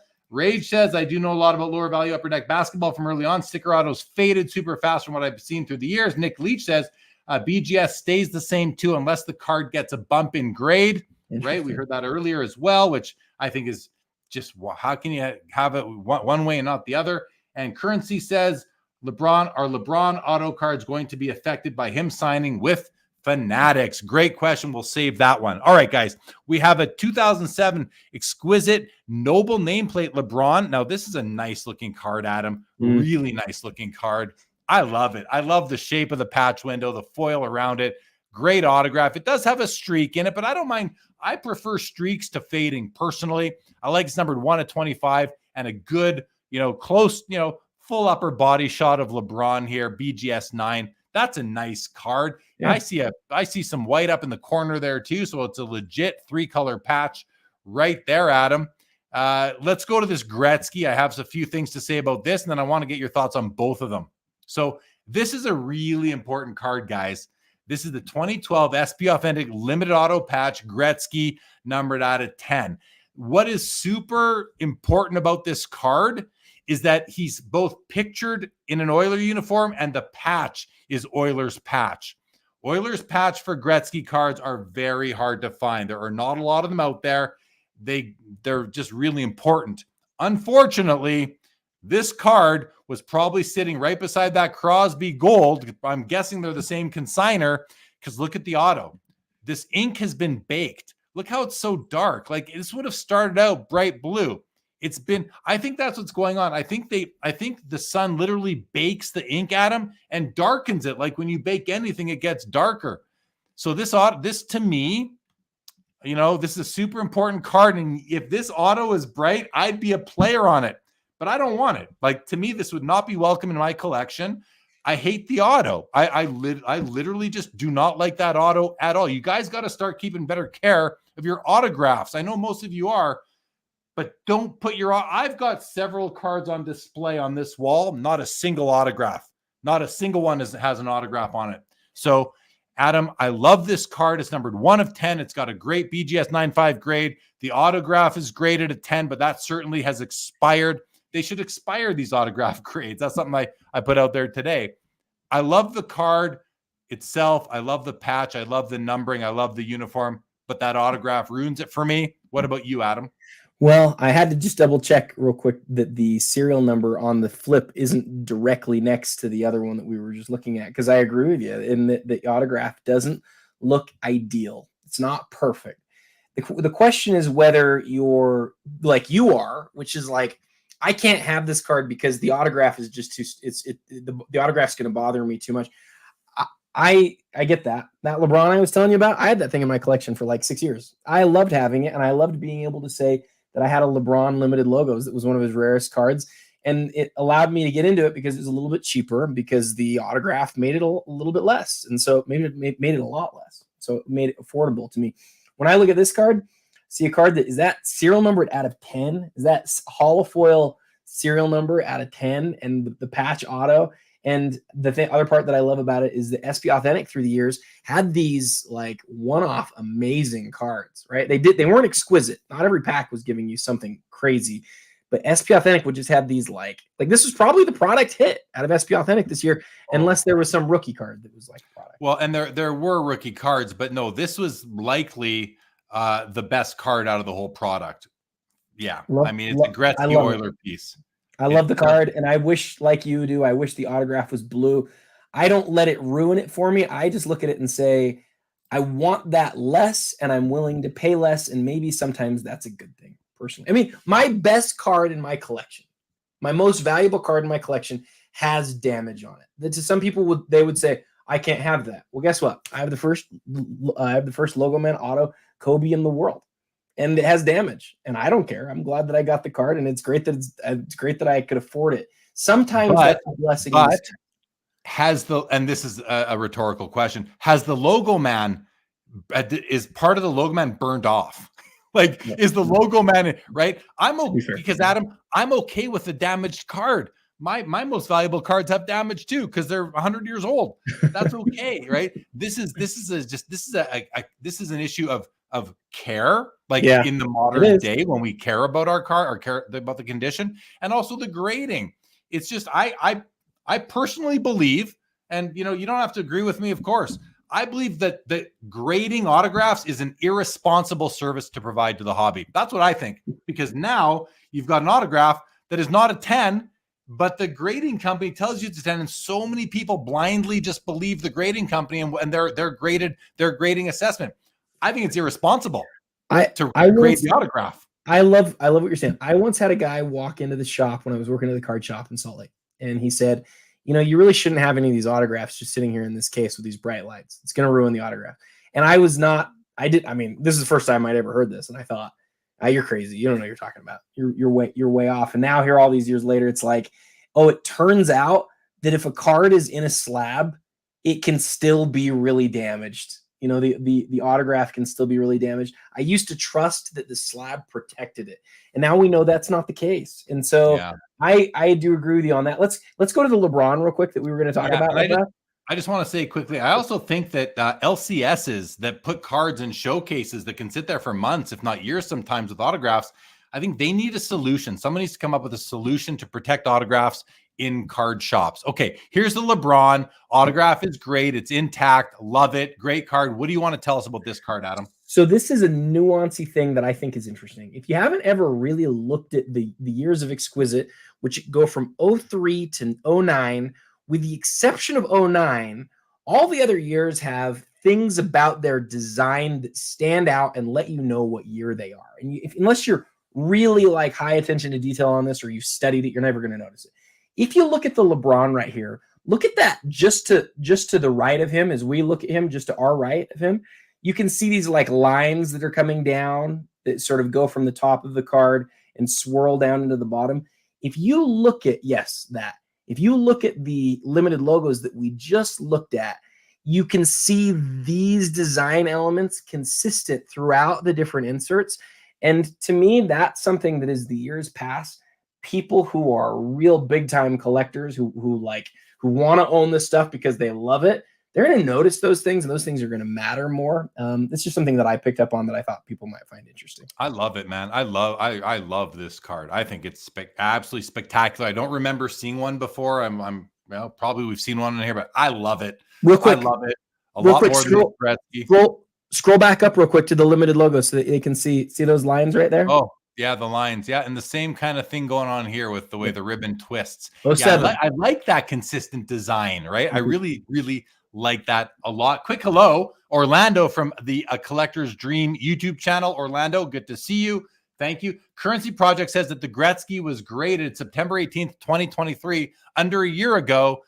And then, so I don't think they would have graded that auto a 10. If they did, shame on them. If they didn't, shame on the consignor who let this sit out for so long in the sun. Not shame on them. They can do what they want with their card. And now at least we get to make sure that people are aware that this autograph is very suboptimal for what it is. Thank you, Abdul, if that's you, for putting the date in there. Card Hunter, what's going on? Good to see you in the chat. All right, we have a 2014 Bowman Chrome Mookie Betts Prospect Red Refractor PSA 10 Pop 1 out of 5, 18,750, signed and slabbed. This is right up his alley. Are you buying this card? It is beautiful. That's a Mookie Betts right there, everybody. Let's keep on rolling. 2014 Prism World Cup Blue, Lionel Messi at a 199 and a PSA 10 holder, Pop 6, 7,750. We've got the 2015 Exquisite RPA, Connor McDavid, you guys. This is out of 5 copies only. That is an on-card auto right there. and it is graded a BGS 9. This is an extraordinary card. It's rookie year. It's got the 03 Exquisite design, which I love. I think we all love it. Great 3-color patch. An amazing card. I'm a big fan of this card. It's at 38,000. Should it be that much more than the Gretzky RPA the Crosby RPA that's at 27.5? Maybe, maybe not. But I will tell you that Connor McDavid is like single-handedly in my Carvin Chung, who you all know, the architect, the creator of Exquisite, the cup. He says that for a player to be a GOAT, they have to have a GOAT moment. I'm telling you right now, Connor McDavid, if they can win tomorrow night and ultimately game 7, he is having his GOAT moment. And I will officially put him in my world into that GOAT, that absolute GOAT category with Wayne Gretzky, Mario Lemieux, Sidney Crosby, Bobby Orr, and Gordie Howe. He's in there with them without a doubt after if he can win the cup this year, because they were down 3-0. Now they're down 3-2, and he is turned a new he's found a new gear, you guys. Love the card, love the player. Great card right there, Adam. Do you have any thoughts on either of these two, or do you want to go right into this dual Shaquille O'Neal, Kobe Bryant auto?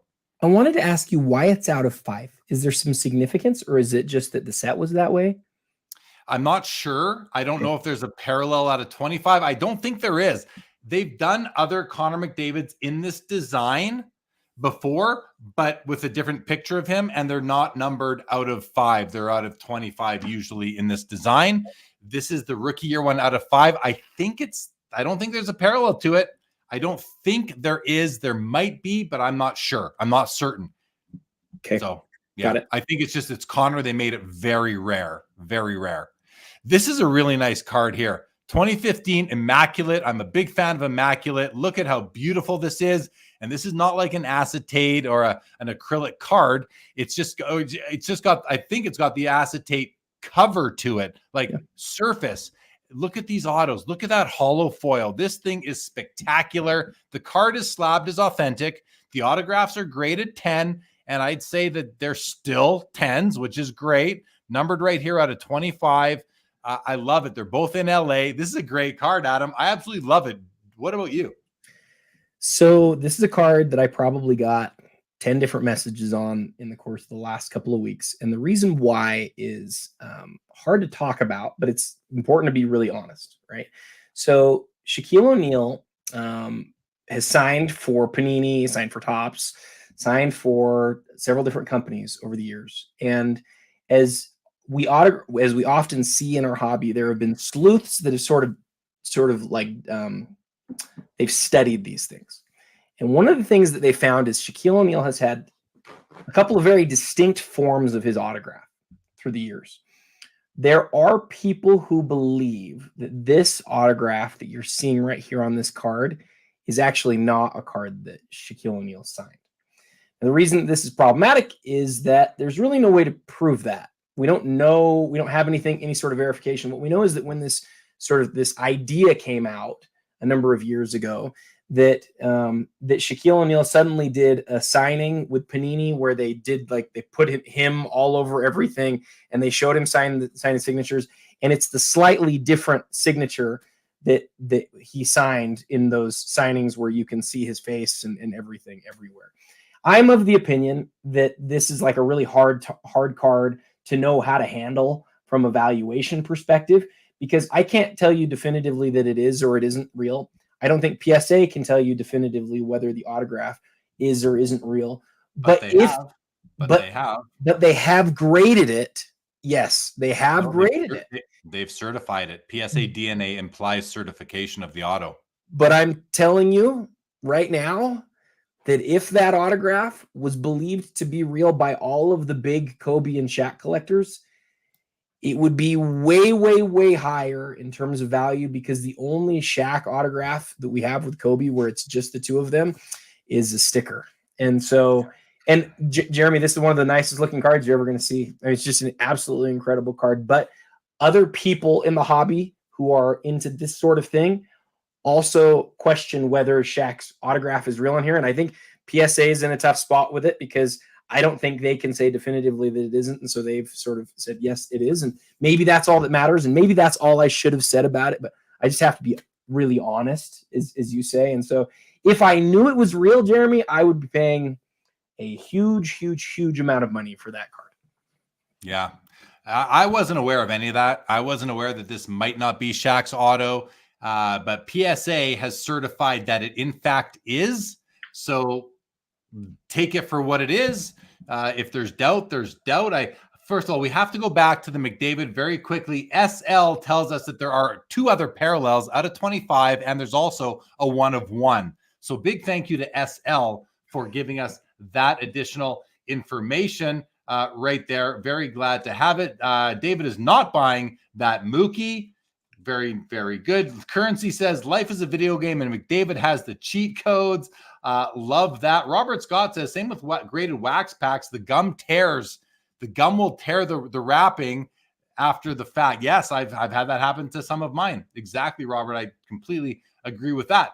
And that's I don't know what to say. It's a different situation than autographs, but definitely I think needs some attention right now for sure. Mike Nunya says, did Shaq really sign that though? And Signed in Slab says that's not his autograph. And then Mitch W says, I don't think it's good to spread rumors. Tom Newman says PWCC is going to fire y'all. Well, so I'll tell you one thing. In my discussions with them, they say your authenticity is the most important thing. So we have full ability to speak our minds. And I think you can tell that we do. Go ahead. I just have to address Mitch here. I don't want to spread rumors. I don't want to say negative things. You guys have, for those of you who've watched the show over the years, I'm not exactly Mr. Negativity, right? But we have to tell the truth about what we know and what we don't. And all I've said is I can't confirm whether it's real or not. And I know that there's a huge percentage of people who are like me, who would be interested in buying a card like this, who really don't believe that it is. And people like David just said right there, like it's something that goes back a long time in Shaq's history. Frankly, if it's true, it's a big black mark on Shaq, because you never ever should let something like that happen. But I can't confirm it. I don't know. So that's it. That's all I can say. Mike Nunya says, I have several Shaq autos. I don't think he signed this. Now, I don't think anyone in the chat is a professional autograph authenticator, but signatures do change. People do change their signatures. I'm not saying either way. Let's move along. All right. Next row, a gorgeous, oh God, what a flawless, so nice, beautiful Kobe here. 3-color patch auto numbered out of 15, PSA 10 on the card and the auto. We will take a look at that auto. Juan Soto Bowman Chrome Gold Refractor numbered out of 50, PSA 9. I love the autos on Bowman Chromes. They just know how to do it. Let's take a look at both these autos. Kobe auto looks good to me. Really nice. Is that a 4-color patch with some black in there? If it is, that's even better. Full body shot, 1 of 15. Great card. 10 on the condition of the card. It's gorgeous.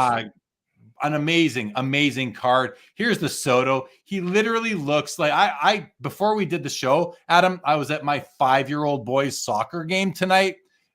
Soto looks like he could have been playing. That's how young he looks here. Could have been playing on my 5-year-old soccer team today. Look at that auto. Topps has autographs figured out. I just got to put that out there. They know how to get an auto to stick to a surface. That is great. And then we'll get into the Tatums after, because we have 3 of them. But Adam, I want to get your thoughts on these 2. Specifically the Kobe. Well, you and I totally agree on the flawless patch autographs. They're some of the nicest cards ever made. And so, you just look at that one, and I don't know what more you want. You've got the full image of Kobe, the great autograph, and the thing that I really like that a lot of people just don't care about, it just barely is a playing days card. It was made during his career and not after, and I personally think that matters a lot. And it's the first one, number 1 of 15. Very cool. I like that. All right, let's move on to the Tatums. Tatum, recent world champion, NBA champion. Well deserved. That was a fun last game to watch. All right, we have a BGS 9.5. Now this is the first off the line RPA out of 15 and a BGS 9.5 holder. Let's open that one up. We also have, and it's at 17,500, pop 8, none higher. We also have his true RPA. We have 2 of them. These are both true RPAs. One of them is sitting at 13,500. The other one is almost triple the price at $36,000. So let's open up all three of these. Now, these two are the true RPAs out of 99, whereas this is the first off the line. The first off the line does have this nice gold foil. It's not foil, is it, Adam? Or it's hollow. It's hollow foil. It's hard to pick up. Beautiful. It's a lot nicer than it looks in this image. I'll just zoom out so we can see the whole card. On card auto and a nice like photo shoot type of patch right there. Here we have another true RPA at a 99 with a nice auto and a nice 2-color patch with a ton of mesh. Whereas this third one, it's also a 2-color with a ton of mesh with the green through the holes, but not quite as nice of a patch. I prefer this patch with a chunk of green to this one here. Now, let's focus on the 2 out of 99 for a moment. This is a PSA 10 on the card and a 10 on the auto. And it is sitting at a price right now of $36,000. Whereas the BGS 9.5 with what I think is the nicer patch, and even I think I like that auto better. No, actually, the autos are weird. They're a little bit different, but I do prefer this patch more. It's a Gem Mint 9.5. This is a Gem Mint 10. But it's again selling right now for a third of the price. So there's a humongous premium here being put on the PSA 10 and the 10 auto grades versus the BGS 9.5. Both are supposedly in gem mint condition, but you're going to pay triple if you want that PSA label up above your card.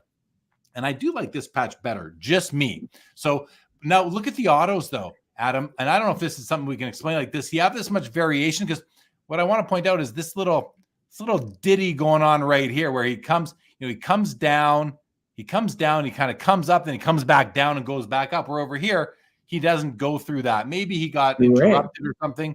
I don't know. But this auto, I do also, even though it's got that weirdness to it, which I think is like him just making a mistake, which doesn't bother me, but I like the placement of this auto better than this one. It simply comes closer to the line here, if I'm being really picky here.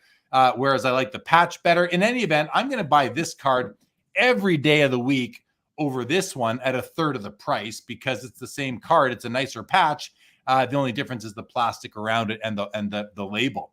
Adam, and then you got the first off the line, which is kind of in the middle at $17,750, and this card is nicer than the other two. It's nicer than both of them, and it's out of only 15. However, the auto does come over this border here, which doesn't bother me that much, but it will bother some people. Adam, your thoughts on the Tatums? Totally agree with you on the 2 out of 99. Literally, I would say the exact same things that you said. Which one do you like more if you put all three of them together? Yeah, I like the first off. So the image is different too. The picture of Tatum is different on the first off the line. I like the first off the line. I like the gold, man. I like the gold. It goes nice with the green. This is nice too, but I'll be honest. I'm not a fan of National Treasures RPAs. I don't know why they are the highest value. They're not even game worn, where Flawless and Immaculate often are.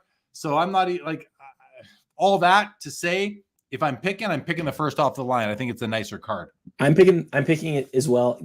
When I got to go to PWCC and look at the cards in hand and do the videos with the cards in hand, it was always shocking to me how when you had a National Treasures that was like the regular out of 99 and then one with the holofoil, which sometimes is gold out of 10 or, depending on the year, the ones with the holofoil are so much nicer. It's not kind of noticeable. Like when you've got them both in hand, one is just so much nicer. And in this case, it's 15% of the print run. And so you've got as nice of a patch, you got way nicer card and with the holofoil, and it's way rarer. To me, it's like a massive no-brainer. I like this card over the other two by far. But having said that, like people love the traditional, like I want to own the thing that a lot of people already are aware of, which is the out of 99. And so I don't say, you're wrong for liking that. But if it was me as a collector, give me the 1 out of 15, 100 times out of 100. Yeah. Yep. Good. Let's do a couple comments here. Currency Project says, let's keep it in mind. We're talking about Shaq, and what he's getting at is his hands are so big, him signing with a pen and that little part of a card is like one of us signing a stamp with a toothpick. So point taken, Currency Project. Shark Witch says PSA's guarantee does not apply to autographs on cards, as it shouldn't. I mean, I don't blame them for that personally. Well, authentication, I do actually. Condition, I don't. I think they should guarantee the auto. Once they say PSA DNA cert, and we're talking here about the Shaquille O'Neal autograph here. Once they put their certification on it, I mean, listen, I can't tell them how to run their business, but they offer a guarantee on a card's authenticity. I would like to see them offer one on the autograph as well. But on the condition of the autograph, I certainly wouldn't offer a guarantee, because people like to bake their autographs, as we've learned tonight. Yes, Adam. So I think it's really important to recognize that that's true. The PSA has done what what Mike talked about up above, where they've looked at the blowout forums and they understand all the stuff that I have sort of looked at too. They're aware of all of that, and they've determined that the autograph is real. And to some people, that is all that matters, right? My point was that there is doubt amongst the community, and that's it. It's important to recognize those things, because if they're true and they influence the value, then it's worth talking about. But if you want a Shaq Kobe dual autograph, like, that is the best looking one in the world. It is incredible, and I love it completely. If you want a Shaq Kobe dual auto, and that's not a Shaq auto, then that one is out of contention altogether. But we don't know. We don't know for sure. No one saw who signed that card except for whoever signed it. Maybe, someone else in the room. Shark Witch, thank you for that comment. Mojo Sports, what's up, Jay? Good to see you. Thank you for stopping by. Signed in Slab says National Treasures is player worn, Flawless is game used. He goes on to say people are stupid, paying that much more for NT. Eventually it will be the other way. David, I think it will be going that. I also believe it'll go the other way as well. It's just a matter of time. And he goes on to say PSA can change their mind on the certification. They just did it to some people on some reslaps, as they should. I think they should change their mind and take new information and apply it to the card. That's what the public deserves. Okay, we have a 2017 Contenders playoff ticket, Patrick Mahomes, PSA 9, only 10 copies produced. Autograph looks to be nice and full there. Yeah, beautiful autograph. Now, it is streaky. You can see it's streaky, but that is not fading. That is the player not pushing hard enough. I do not mind that as much as I don't love it, but I don't mind it as much as I mind fading. It's at $12,500. What do you think about black autographs? I'm not a fan. I prefer blue. But does it kill it for you? Or are you just it does not. I'm the same way. I'm the same way. Prefer blue, but this is clearly supposed to be black. And I actually think on this card, it looks pretty sweet. I think it ties into the aesthetic, and I like that. I like that they thought about that. I'm okay with it, 100% okay with it in that case. Now, here we have what I think is a superior card. You've got, look at this. It's okay, $12,000 for this, 36 there, 13.5 there, and 18 there. This is the cheapest of the 4 Tatums we've seen so far, and I'll tell you guys, this is the best card. Why? In my opinion. Number one, let's open it up. Let's open it up and have a look. First of all, BGS 9.5, which is nice. Autograph grades a 10. Still looks like a 10 to me. 2-color patch, 5 of 5. Beautiful aesthetic. But this patch is game used. It is not photo shoot. It is not player worn. It is not, this patch is where it says the memorability is not associated with anything. Basically, we don't know where it came from. No, this is game used. To me, there's huge value in that. And this, to me, is the best Tatum card we've seen here, because I personally think NT is overrated, but that's just me and Signed and Slabbed, apparently. But I think this is a great card. And it's a bargain at 12 grand compared to the other ones. Like, if you're really comparison shopping, this is the buy, you guys. This is the better buy. Now, it's cheaper, obviously, so you might not be able to sell it next week or next month for NT type numbers. But a couple of years down the road, I think we're going to see a shift, an overall shift in the hobby when people just realize what they're spending their money on. Adam, thoughts on all that? Man, we've talked a lot about this in the past, and we've had some really great conversations about it. I think it's really interesting how much people value vertical versus horizontal, and that's the thing I don't get. Like, if this card was a vertical flawless Jason Tatum, it might be 2 to 3 to 4 times as much as what we're seeing on this one. And to me, grab the horizontal because it's so much less. It is game used, and I just don't care how it's oriented. I think it's a great looking card, and I think the other point that's worth mentioning is if it's out of 5, it's green, which means it's a sort of like it works with the card. Whereas sometimes a card's red or green and it doesn't really work. In this case, it does. Yeah, yeah, well said. And I also, I generally prefer a vertical card when I have the option. But I mean, I've got a whole wall over there of paintings of horizontal cards: Sandy Koufax rookie, Magic Johnson, Larry Bird, Bobby Orr, and Jacques Plante. I mean, all important rookies, and they're all horizontal. And I don't think the values of those have been hurt. But when you have the options, maybe there is a bit. But to me, that's not worthy of a reduction in value personally. I'm glad that you decided to sort them this way as a sort of like a different thing on this episode, because this is really like one of the greatest lessons in branding that you'll ever see. You've got Flawless at 12. You've got those NTs that are all higher, including the one that's PSA 1010 that's way higher, even though it has easily the worst patch of the group. And then at the very end of the Jason Tatums, you have this card made by Spectra. And some people are going to go, Spectra? What's Spectra? It's got a logo man tag. It's a 1-of-1. It's got a great looking on-card autograph. And it's about, it's sort of in the range of those other cards. Let's have a look at the back of the Spectra and see what it says about this enclosed player worn material. So it does have a logo man. It's not game used. He put on the jersey for a photo shoot or something, he did wear it, which is like, it's like the NT. It's the same jersey as the NT.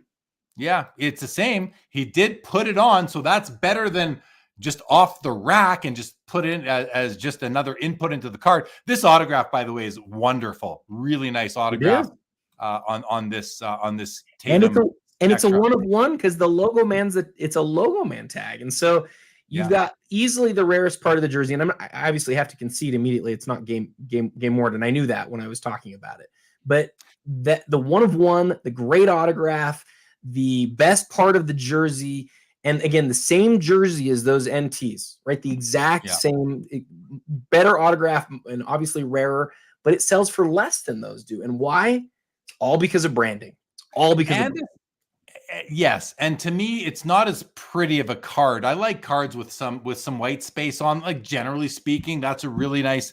This is a nice card. This card, I just don't think it's going to appeal to as many people, but I do like it. I still like it, and I like how there's room for the autograph there. It's pretty cool, but yeah, the brand Spectra just doesn't have that same equity that Flawless, and certainly not NT, but to me, Flawless and Immaculate have good brand equity as well, in my opinion. A couple of comments here. Nick Leach makes a great point here. He says, not all Flawless is game used. Mahomes, for example, does not have any game used in any product, he says. I can't verify, but we'll believe what we'll go with Nick Leach for now. But that's really important to point out. When I say Flawless and Immaculate are game used, not all of it, but some of it. So thank you for clarifying that, Nick Leach. Luke says, everyone, please give a thumbs up to this video. Thank you, Luke, for that call out. And 1956 guy says horizontal is overrated. Keep in mind, he collects horizontal cards as his main PC, being 1956 Topps. Matthew, always good to see you. We got to keep going, guys. Lots of cards still. And but this auction is still going. We've got a Luka Kaboom. This is 2018 Crown Royal BGS 9.5, sitting at $8,250. We've got another Flawless Luka. Boy, that would go good to pair up with the Tatum here. Talk about, what is timely and relevant. Well, Tatum versus Luka. And I know Luka gets a lot of kind of criticism for whining and being out of shape, but God, he's a good player, you guys. Like, he's going to get his shot. I think he's going to win his title eventually. And this, to me, is an amazing card. It's a rookie year, patch auto, out of 5. That is game worn. I looked earlier today. Amazing card. To me, this might be his best card. And I know I'm not thinking about no logo man or that kind of thing, but it's out of 5. It's gorgeous. It's got a 3-color game used patch, and it's on card auto, and it's out of 5. Adam, 12,500. I don't know what his NTRPA out of 99 goes for. I'm guessing close to 100K in that, maybe even more. Maybe not 100. I think the last one was like 60, but still a lot. So still 5 times this, and this is a superior. If you just look at it for what it is, you tell anyone outside of our hobby the differences between this and say the NTRPA, they're going to go for this one every single day. because they don't understand that NT has this super high brand equity that I frankly don't think is deserved. But anyway, that's just me. This is a great card here. This is just an amazing card, Adam. Like, I love it. This one comes with my personal endorsement, if that means anything to anybody. And same sort of thing that we just talked about with the Tatum. If this was just flipped the other direction, it's 2 to 3 times as much. And again, I just don't think that makes any sense. No sense. Here's the Luka 2018 Prism Blue Ice out of 99. I love it. Nice color match, gorgeous card. Under the light, these things just sparkle. I don't need autos and patches on all my cards. I actually like a clean non-autoed card. And this one is gorgeous. It is gorgeous. Absolutely. This, if you could pick up this pair tonight, you've got probably my 2 favorite Lukas right there. Anyone wants to buy me these 2? You want to buy me a present, guys? Buy me these 2 Lukas. I'll be very grateful. I'm kidding, of course. Great cards. If anyone out there legit wants to pick up like a great pair of Lukas, and if they would have won that series, if they would have won the championship, these would be a lot. I think they'd be a lot more tonight here. So close. Oh, so much. I don't know for sure. I think they would be. So if you think he's going to win championship down the road, you might want to snag these 2 if they are in your wheelhouse. And then finally, Adam, you're going to have to tell me what this thing is, because I looked at it earlier. I saw the price. It was at $30K earlier tonight. Now it's at $52.5. And listen, I personally do not, I avoid booklets just because they're kind of awkward in your collection. But look at this holder this thing is in. It just doesn't add up to me. Nonetheless, let's look at the card, not the grade, not the holder. I'll tell you, if I buy this, I'm cracking it out of that holder right away. That goes without saying. But what we have here is a Steph Curry Opulence booklet logo man NBA Finals. Adam, does that mean that he wore this logo man during game 2 of those NBA Finals? And you're nodding. That to me is the best thing going in tonight's auction then. Yep. That to me, we know what game, we know it's game worn. If this image is also from that game, I love this. Like, talk about doing it right, Panini. That's amazing. Matthew calls it the lunch tray slab. Yep, agree. But you know what? I'm willing to overlook it. I would crack it still.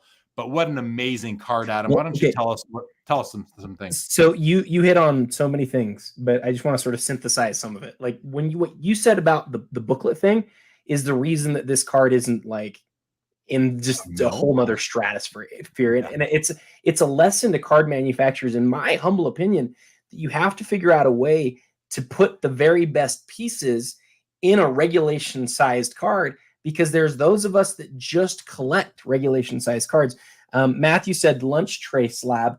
What he's talking about is this slab is really big. It's significant. It's a big size. Now, I will say this. Some people love that. They love that it's different and that it really stands out. I'm like you. I see all the extra space on the sides, and I don't like that. But let's not bury the lead here, okay? This is the logo man, the best piece of the jersey, according to the hobby at large, from the finals of one of the 4 most collected basketball players ever. Like, it doesn't get better than this other than having an autograph on it. And if you want a piece of Steph's finals jersey in any form, it's going to be a big deal. But the logo man, like, it's an out of this world card that, again, if it was on a regular size card, and especially if you had an autograph to it, you're talking about something that's several $100,000. And that's why I'm not shocked to see where it is. I know there's a lot of big Steph collectors, Jeremy. There's a lot of them. You know what I just realized too is that this logo man, it's more than the logo man. You've got the whole NBA. I didn't know if this. I thought this was like a design element. This is the whole patch. This is the whole patch, guys. This is next level. Like, this is literally, again, I'm going to overlook that it's a booklet. I'm going to overlook that it's in an oversized slab that makes that I'm not a fan of. But this patch, if this patch is, especially if you could see it on the jersey, that would be unbelievable. That is the whole patch. It's on the back. It's on the back. That's why you can't see it. It's back here. The patch is.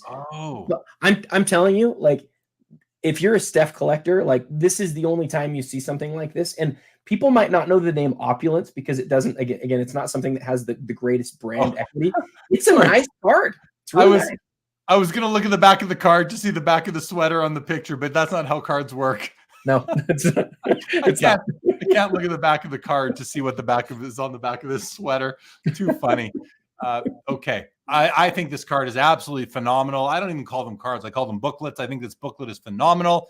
And it would, if you could just, if Becky could make, or PSA or anybody could make an appropriate slab for this card, I think it would display nicely, and there's no autograph to fade, which is a good thing as well. So big fan right there for sure. Okay, let's do some quick comments. Matthew says, I'm in the minority, but I much prefer a multicolored part of a team patch over the league logo, being logo man or shield. Every jersey has a league logo, so I prefer a patch that clearly states the team.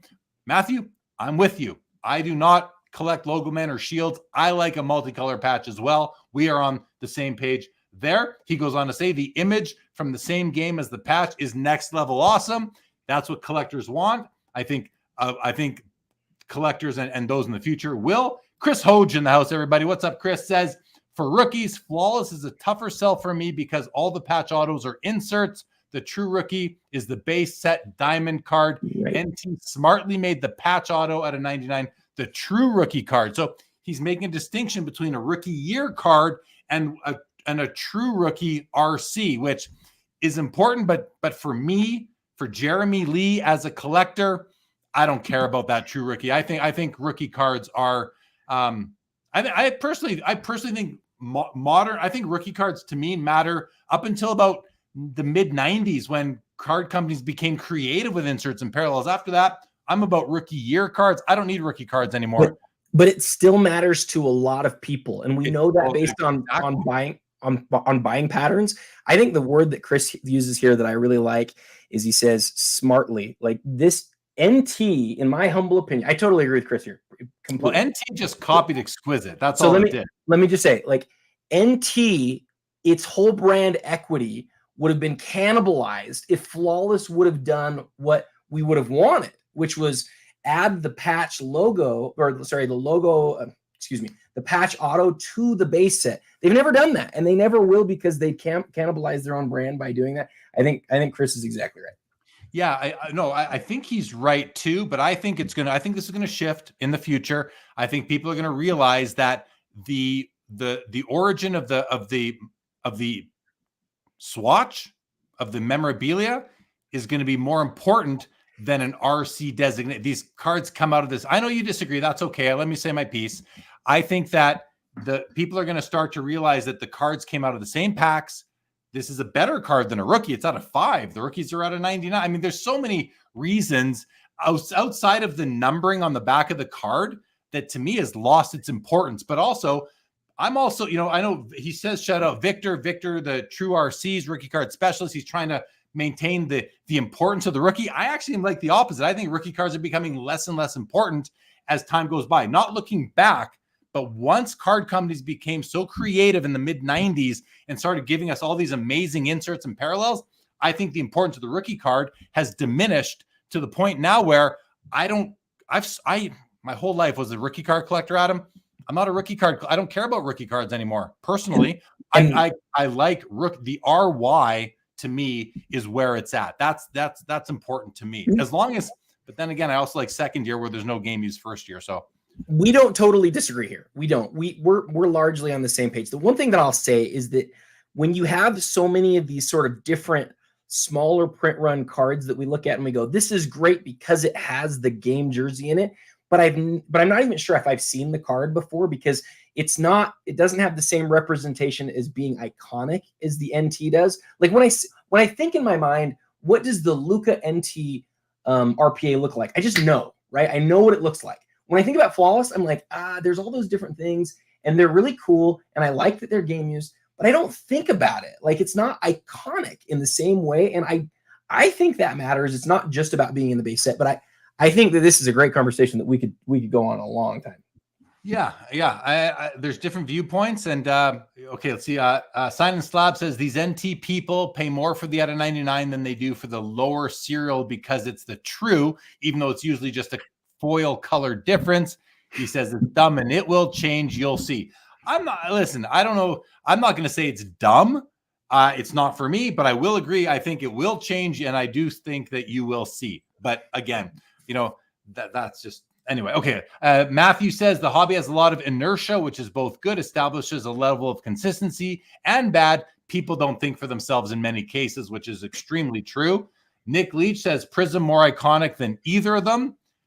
Okay. And Vintage says rookie cards are definitely losing importance in my view as well. Yeah, that's certainly where I'm at right now, where the hobby is. Okay. Speaking of NT, Jordan Love, BGS 9.5. This is a parallel out of 10, pop 1, none graded higher. Let's have a look at the auto. I love his auto with the heart because his name is Jordan Love. I think So cool. Jordan, yeah, pretty cool. There we have one of Jordan Love's hobby would say better cards at $12,000. We've got a Tyrese Halliburton black shimmer 1 of 1 sitting at $18,000. Pretty cool card, right? And again, these don't need autos. Like, I love that there's no auto on this Halliburton on these black shimmer 101s. And finally, we've got a Topps Chrome Sapphire UEFA Papadopoulos Cristiano Ronaldo 1 of 1 PSA 10. And it's at $11,250. Really nice card. So not a complete what happened there? Not a complete color match because it's sort of pinkish and red on the jersey, but that's a cool looking Ronaldo right there. The Papadopoulos 1 of 1 PSA 10. Let's keep Adam jump in at this point if you want, because here, okay, I know you're going to jump in on this row. Listen, I looked at the back of both of these logo men. These are game used logo men, guys, which to me is awesome. And like, while I do, as I said earlier, I love patches with multicolors, especially in hockey where we just get the best memorabilia. But this is cool, guys. These logo men are cool. Jokic and Giannis, like, come on. Right there, both game used logo men. Great card. Flawless did it right. And here we have an immaculate duel with Dirk Nowitzki and Nikola Jokic. Again, Jokic, another amazing dual logo man. Like, I think these cards are great. 23K on the Giannis Jokic, 42 on the Dirk Jokic. Adam, why is the Dirk almost double the Giannis with Jokic being consistent among both? Because it's autographed. Oh, shoot. Of course. It's autographed. Thank you. Of course. The immaculate is autographed. So, the flawless is not. That's obvious. So here's what you've got to know here. I did a ton of research on this. I put it all in a reel, but I know a lot of you don't see the reels. Jeremy never watches my reels, so I'm teasing. So this is what you've got to know. I think this is really important. If you look back at the history of dual logo mans, right? Upper Deck created the first dual logo man in 2003 with LeBron and Jordan and Kobe. And they did 3 cards, and each of them have 2 of the guys on it, right? They're not autographed. And Carvin is talked about in BCF, actually. I've got the magazine right here. He told me that it was intentional that they didn't have those guys sign it because they wanted to save something for later on, an Exquisite, which was really smart. Then they brought in these dual logo man autographs, right? And everybody loved them. They're some of the most valuable cards ever made. And you've got like LeBron Jordan, LeBron Kobe that are dual logo man autos, and they never move, and they're worth millions of dollars, and they're absolutely huge cards. Panini, when they took over, didn't do anything with dual logo mans for a few years. And then in 2012, they did the first one in National Treasures. And they did some that are like number 3 and some that are number 5, but they weren't autographed. And then a few years later, they had them start autographing them, but they only did it for rookies. That was until 2019 when, for Panini, they started having dual logo man autographs. They only released the cards out of Immaculate. Jeremy's right. They're all game used. They're not, I'm talking about the non-rookies right now. I'm talking about like the veterans. They've made 33 dual logo man autos over the course of the last 4 years. Only 2 of them of the 33 have 2 MVPs on them. This is one of them. Dirk was an MVP. Jokic has been an MVP. I've lost track how many times. I don't even know. It's an awesome card. It's kind of in some ways like the highest point of what you can get out of a basketball card. And if I collected either one of those guys, I would go gaga for this card. I don't. They're neither one of them are like key guys to me, but that's why it's at 42 grand, because it's really like as much as you can get on a basketball card of 2 guys that are really pretty beloved in the hobby. I love both Immaculate and Flawless. I was going back and forth, like, which design do I like better? I think I like the Immaculate better. I do, but I like this one too. I like that blue hollow foil, but there's a bit too much of it for me. This is a bit slicker looking, and of course with the autos. Anyway, 2 great cards. Paulo Banchero, Adam. Can I Go ask ahead. one more question on the autograph? Somebody mentioned in my real comments, they said, yeah, but the logo mans look different. And what he's talking about is one's plastic and one's sewn on. Does that bug you knowing that that's just how they are, like from those different eras? No, I like it. I want it to be true to the jersey they wore. That does. I can see maybe some people want that uniformity, that symmetry, but to me, doesn't bother me whatsoever. No, great card. I love it. So, Paulo Banchero, Star Swatch signature from Flawless. The D from Disney, right there in the patch window. 1 of 1, Adam. The card is slabbed authentic. The auto is graded a 10. Anyone looking for a Banchero? Game Wars use Disney logo patch, $21,000. Adam, anything you want to mention on that? Powell is one of the hottest young players in the league. He had an amazing season, got the Orlando to the 5 spot in the East, or was it the 4 spot? Like, he had a great season. He's got some LeBron in him, like the sort of guy who just 6'8", 6'9", runs to the hoop. People can't get in his way. The only like, this card is almost a perfect card. I love this card. The only thing I'd change, I wish he was wearing a different jersey in the picture so that you could sort of like zoom in and see the D in Disney. Like, you could like look and see it in the background, but that's really me nitpicking. It's probably a top 10 to 15 Paolo card in existence. It's a huge card. All right. Well, look at this. The clock's down to 5 seconds. A bid needs, the bid comes in on 1 card. The way this works, everybody, is that if there are no bids on any items in the Premier Auction for a 1-minute period, the whole auction will end. But a bid on any item extends the whole auction, all the items, for 1 minute. We are in the 1-minute windows right now. So it is winding down. We are 2 hours and 15 minutes into this show already, and we haven't even got to the bottom of all the cards, and there's still some great cards left. One of my favorites of the night. This might be my favorite of the night, Adam. I'd have to go back and confirm that, but look at this Magic Flawless Autograph Logo Man 101. The Lakers yellow behind the Logo Man.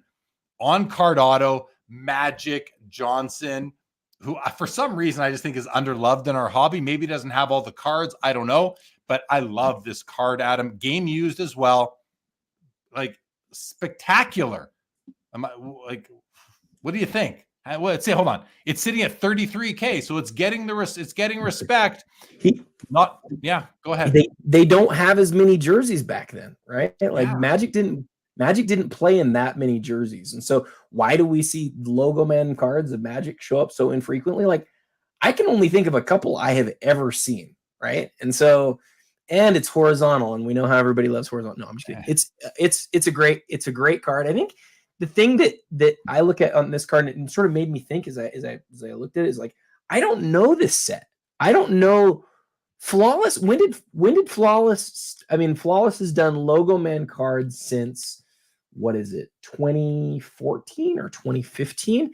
I don't know if I've seen a Flawless Magic Logo Man auto before. It's pretty cool. It's really cool. I think it's awesome.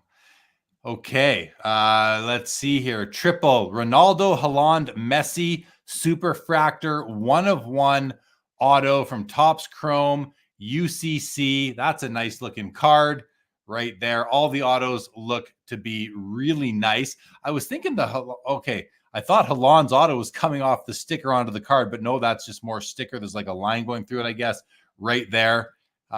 Cool card right there. Here's the Brady for the Expos Bowman draft, numbered. Is this one yet? Numbered out of 25. Cool card. You know, it definitely got its moment in the spotlight. On card auto, Tom Brady. He never really played for the Expos, so I believe it is a photoshopped image, but still a very cool Tom Brady autograph card right there. Adam, anything else before we go on to the next row? I guess the only thing I would say is it's cool to see the Brady people viewing it less as like this. It's brand new and it's so cool, and more like I think collectors are buying it at this point. I think that's cool. $14,750 right now. Okay, now we have a plethora of Wemby Prism parallel, 5 of them, 5 in a row, guys. So this is going to be fun. We've got the Cherry Blossom. Let's open this up. I've never even looked at some of these parallel patterns, and I think we're going to have some fun looking at them. Let's just close some of these older windows. What's that? That's the Magic. Okay.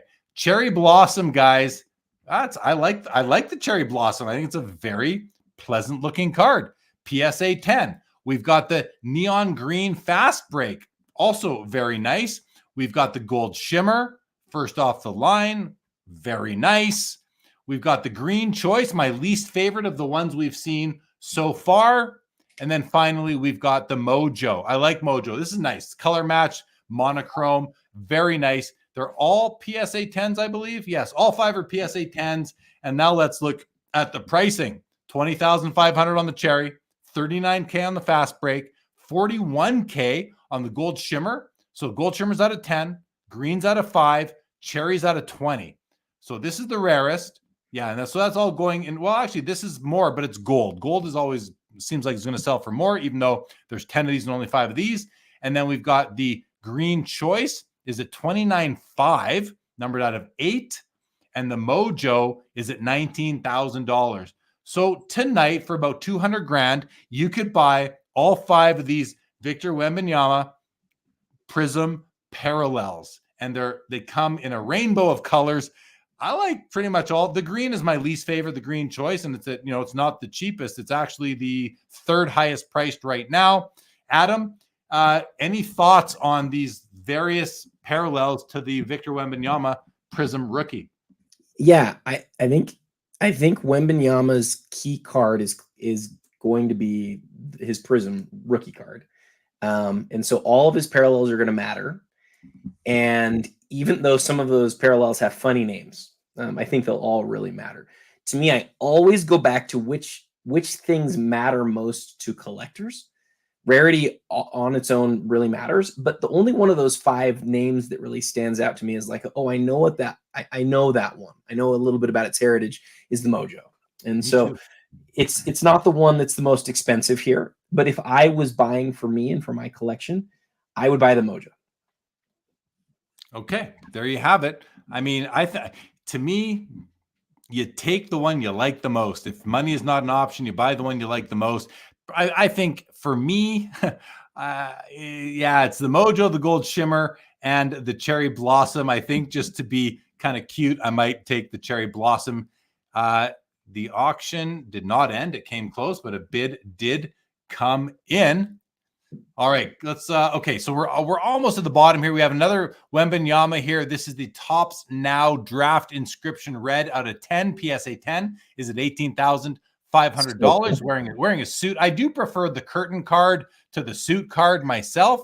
I like to see a player in at least the jersey.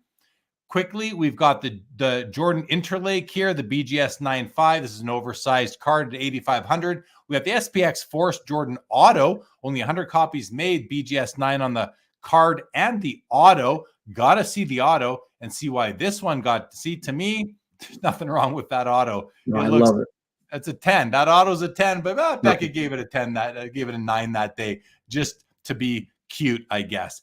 And then we got a LeBron James Topps Chrome Black Refractor out of 500 in a BGS 9 holder at $14,500. I thought the auction was going to be over. It is not. We are coming to the end, though. And then last card in the auction is the Contenders Historic Premium Gold Kobe Bryant Auto out of 10, BGS 9 with a 10 auto. And that auto is nice. It does fade a little bit of streaky right there, but still a decent auto. Sits a little bit awkward on the Prism, though, I would say, but still a very, very cool card. So that gets us finally to the bottom of this auction, Adam. And unless you want to jump in with anything, I want to go to some comments. Yeah, I'll just go super fast. If you can go down to the Jordan SPX real quick. It's a little bit of a blind spot for me, the SPX autographs. I know some people really like them, but the thing that I did notice as I was looking at this is a lot of times on the old SPX autographs, you turn them over and it's like authenticated by a sticker because it was either at a camp or it was like some sort of strange redemption. This one actually has the autograph language on the back, which makes me want to learn more about it because 96 is like, I mean, not only is he not in his last year, like he's in his second to last year. And, you know, some people are not going to like some things about the aesthetics. I totally get that, but I'm Like, I just love that it's one of his first autographs, and I probably need to learn more about it. I think it's probably a redemption, but if anybody knows in the chat, that'd be really cool to know. Yeah, I think, listen, I'm not a huge fan of these SPX die-cut hologram cards, including the grand finales, but the fact that this is an early MJ auto, hand-numbered out of 100, kind of cool for the era. Yeah, really, really, really cool stuff right there. And Grant asked the question. I've gotten the same question on my Instagram a few times. Yeah, you're right. Any thoughts on the MJ Legacy PSA 9? Yeah, we talked about that earlier, Grant. We got that all. Josh Dawson straightened us all out on that, which was great. So thank you, though, for also letting us know. I would ask Grant if he thinks it has resulted in a higher sell than he expected.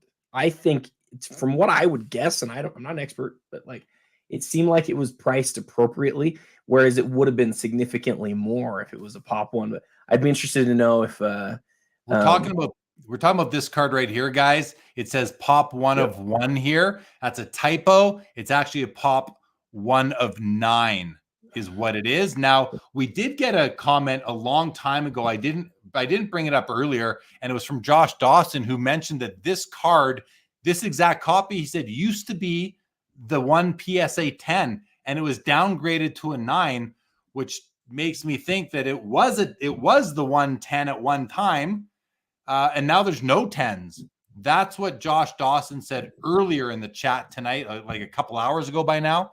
So take that for what it is. But in any event, it's a PSA 9, and there are 9 of them. That's the current situation as it sits right now. So back to the top. I think now is a good time to resort by highest price. What do you think, Adam? You want to go by highest price and see what's bringing in the big value? So we're going to resort now to highest price. Let's see what is leading. Is it the Star 101 Jordan BGS 9 in first place? It is. The Star 101 Jordan is still in first place at 110K. The Jordan Exquisite number pieces from first year Exquisite, 105K. And the Wilt BVG9, Adam, has more than doubled to $90,000 now. 90. What do you make of that? Does that feel right to you? Well, it's what I was talking about earlier. I think the fact that it is the highest graded in Beckett's history matters. We've poo-pooed the brand, the BGS or BVG brand, for a long time, but look, it's the highest graded that they've ever done out of the 315, and I think people really care about that. Maybe somebody's going to try to cross it and try to go get a 9 from PSA. I don't know if that's going to happen, but I'm telling you, man, pop 1. It matters. It matters. It does matter. It matters to a lot of people, and we're seeing the results of that right here. In fourth place is the Jordan BGS 9586 Fleer, third-year card. A lot of people consider it a rookie. I'm just having fun there. 62.5 right now, guys, on the Jordan, which we did look at it earlier, and I'm pretty convinced that this is not PSA 10 worthy, mostly because of this bottom right corner. There's definitely a hint of white showing where it should be red, and you've got a bit of a roundness on the bottom left here, and then you have a registration issue, which is I've never noticed on an MJ rookie before, but the yellow plate was offset to the left by just a hair, and that causes, if you look really closely, you can see a white gap between the black outline and the yellow border here, and even more pronounced, you see the mesh of the hoop on the other side of the black border here. Certainly should not be like that. So, but I don't know that Beckett really considers registration when they grade cards. I just don't know. We have the Curry Logo Man here in fifth place at 52.5. And the second year Jordan star card at 43,000, Adam. That's nice to see right there. Interesting. Dual Logo Man we looked at is a 42K. First off the line, Shimmer, Victor Wembanyama at 41K, and the Willie Mays. We can't disrespect Willie, rest in peace. PSA 10 1970 base card at 42,000. It's a pop 5. For everybody competing on the Willie Mays PSA set registry, only 5 people can get this card and boost them up the competitive ranks over there. Okay, let's go to some comments for a sec. I feel like I've missed a whole bunch in recent minutes here. Nick Leach says, yeah, Victor has a huge following. Wembanyama, he sure does. Chris Hoge says, losing the finals MVP for Tatum to his teammate sure didn't help Tatum's legacy or collectability. Yeah, I mean, that's interesting. The end of the day, like it's like, I don't know who selects the MVP, but it's not other players, I don't think. Isn't it like media, Adam? Who selects it? It's a panel of media. Panel of media who are very biased. Yeah, to me, it's not as important to win the finals MVP. I mean, you got to get to the finals first of all. You got to, it's. I know it's MVPs are always compared when you're comparing Jordan to LeBron or anyone to anyone. But the fact, if it was chosen by players who actually play the game, I'd give it more weight. But that said, it gets a lot of weight. And Chris is right. It won't help his collectability or his legacy because a panel of people who are biased chose Jaylen Brown. So I think it really does matter that Brown was named that. But I think what really matters even more is like how bad the finals and the playoffs were. Boston was flipping dominant. Don't get me wrong. They were incredible. They were incredible in the regular season. Their differential was amazing. They won 64 games. They lost 3 playoff games the whole way, Jeremy. Like they were dominant. But at some point you need moments that are like ultra memorable and like you want the drama. I don't think as many people watched the finals, partly because there was lacking drama. If Tatum would have had the moment where he would have hit the shot at the end of the game and it would have been like his moment, I think that could have done a lot for his market. But instead, he's not really like the story. In some ways, it would have been better if Boston would have been worse and we would have had real drama that would have driven the storylines. But instead, it's like, oh wow, Boston won, that was cool, and Tatum did these weird sort of celebrations at the end of the game. But he's awesome, man. Like for a 26-year-old to do what he just did. Jordan didn't win a championship when he was 26, and LeBron didn't win a championship when he was 26. It's a big deal that he did it, but I wish it would have had more drama.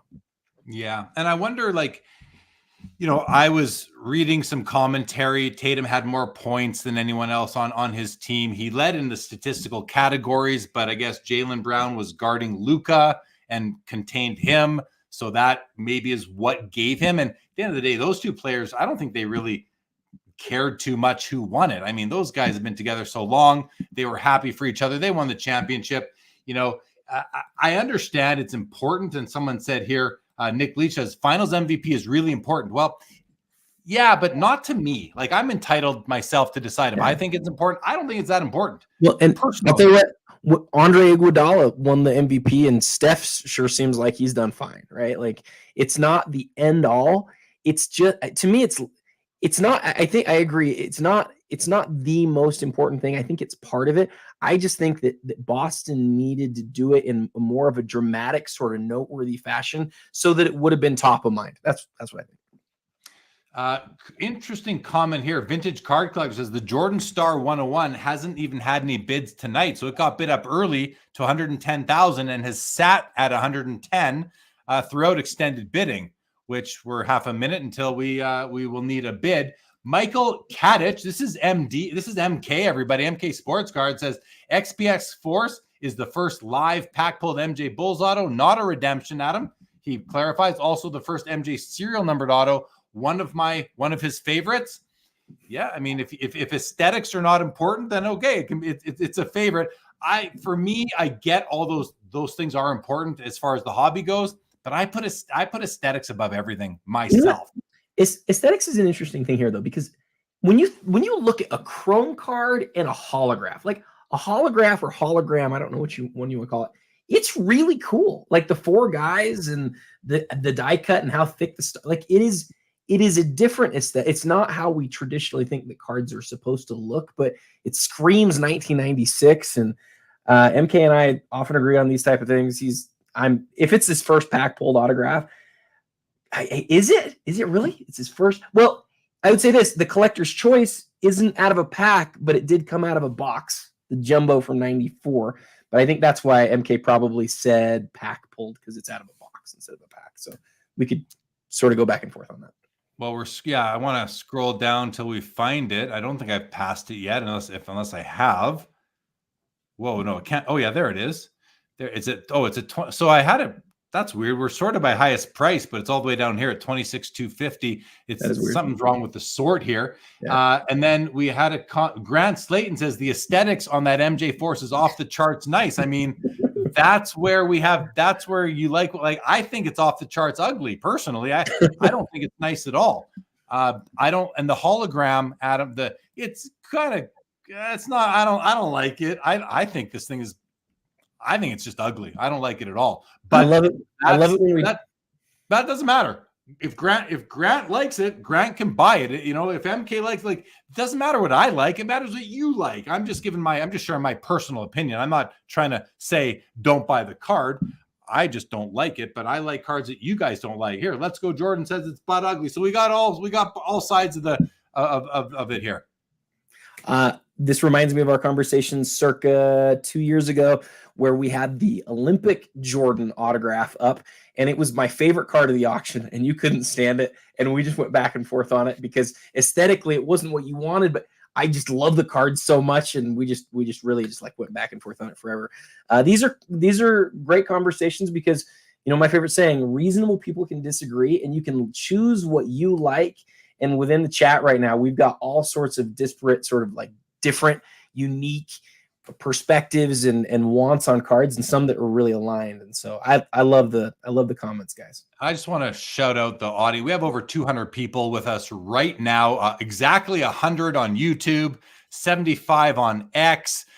We've got Twitter going, we've got LinkedIn going, Facebook and Instagram, both Adam and me. So I just want to say thank you, everybody, for joining us. I think it's been a while since we had over 200 in the room with us, Adam. So that's pretty darn cool. Nice to see. Grant Slayton got outbid at 24K.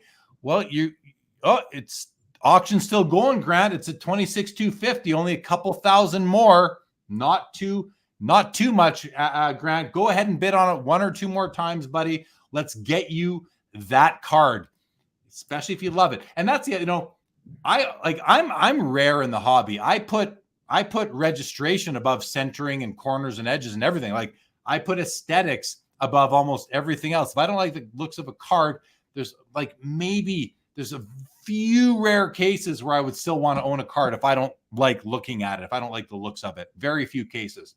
Whereas MK goes for what's important to him. He doesn't care what the card looks like. I respect it. It's just not my approach. I think that's more than fair. Mike Nunya says, I think the MJ Force it doesn't like it either. He'll take the Ionic. So just different opinion. And that's the guys, there's so many cards. There's enough for all of us. It's good that we don't all like the same thing, right? Let's stay out of each other's way. While we're talking about this, that's a fun one. Why can you put up the Ionics and the SPX right now, just both on the screen, and say, let's see what people prefer of those two cards. I'm really interested to hear what you want to do. Would you rather? Yeah. Okay, guys, we're going to do a would you rather. This applies to all of you out there. There's the Ionics. We're going to open up this one. We have this one or this one? Those two cards. Okay, guys, here's the would you rather. Would you rather have the SPX Force quad hologram on card auto out of 100, or the Upper Deck Ionics authentic autograph numbered out of 23? No hologram, no die cut, beautiful auto. I'm trying not to sway anybody. I already have my answer, but let's go talk about something else while a few comments, because some people lag behind. They're a couple minutes behind. Let's give everybody a chance to sort of think through it and put their comments in before you and I say what we think. But I'm really interested to hear what these guys have to say. Well, we have two comments so far. Tom Bullard says Ionics. MK says Ionics is not even a playing day card. Shake my head. Yep. Doesn't matter. Doesn't matter to a lot of people, though. Playing days, non-playing days. Donald Pointer says Ionics. Yeah, because aesthetics matter to a lot of people.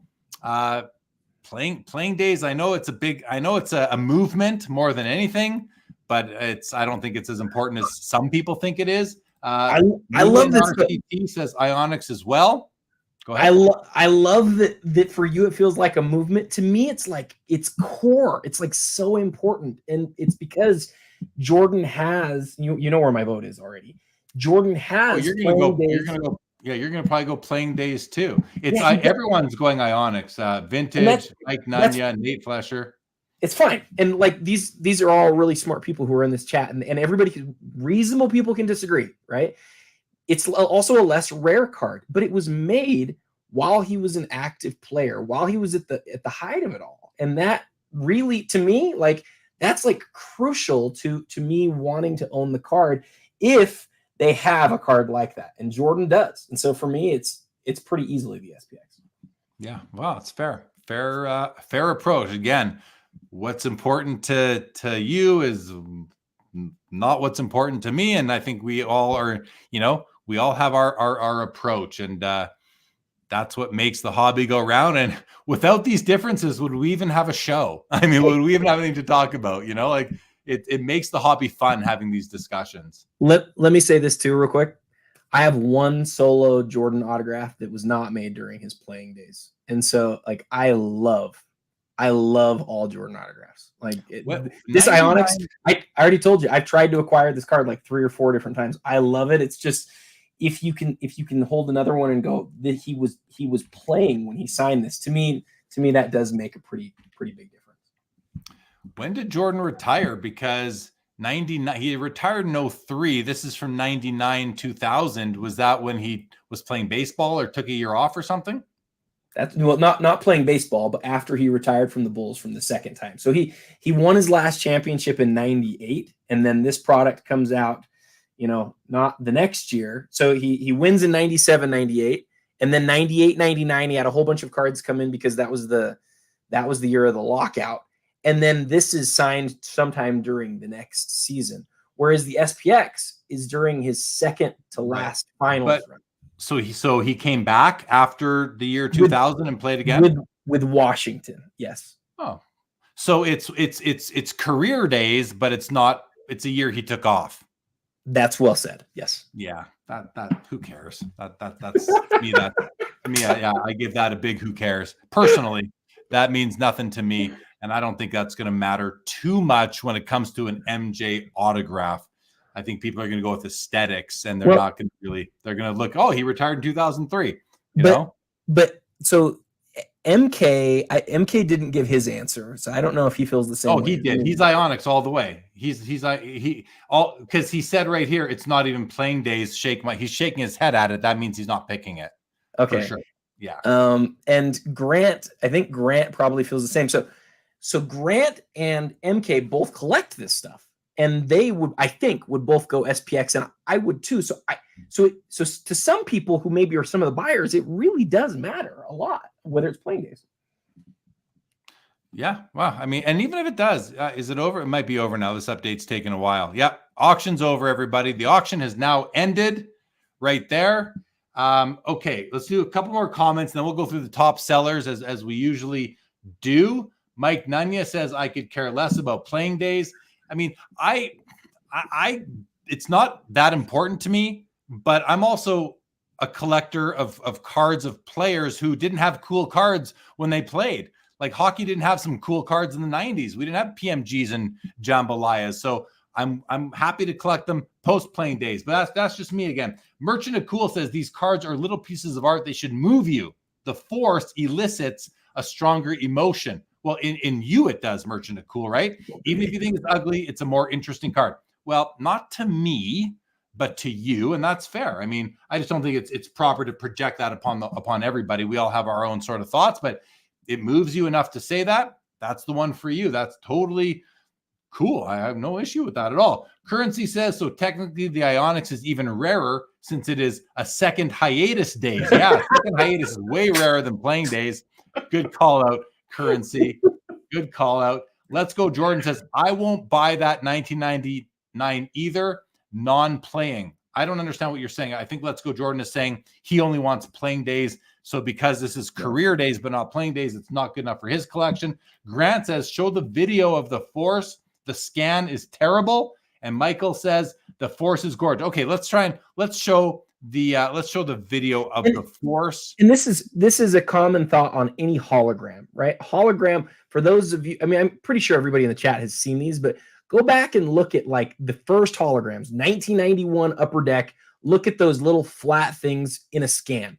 It looks like a silver bar. It just looks like crap. But you get it in hand and you look it back and forth and you see the depth, and it's like it's way better in a video. Yeah, way better in a video than in an image. Can I make this bigger? No, I can make it smaller. Oh, there we go. Is it going to play now? Let's see. Okay, here we go.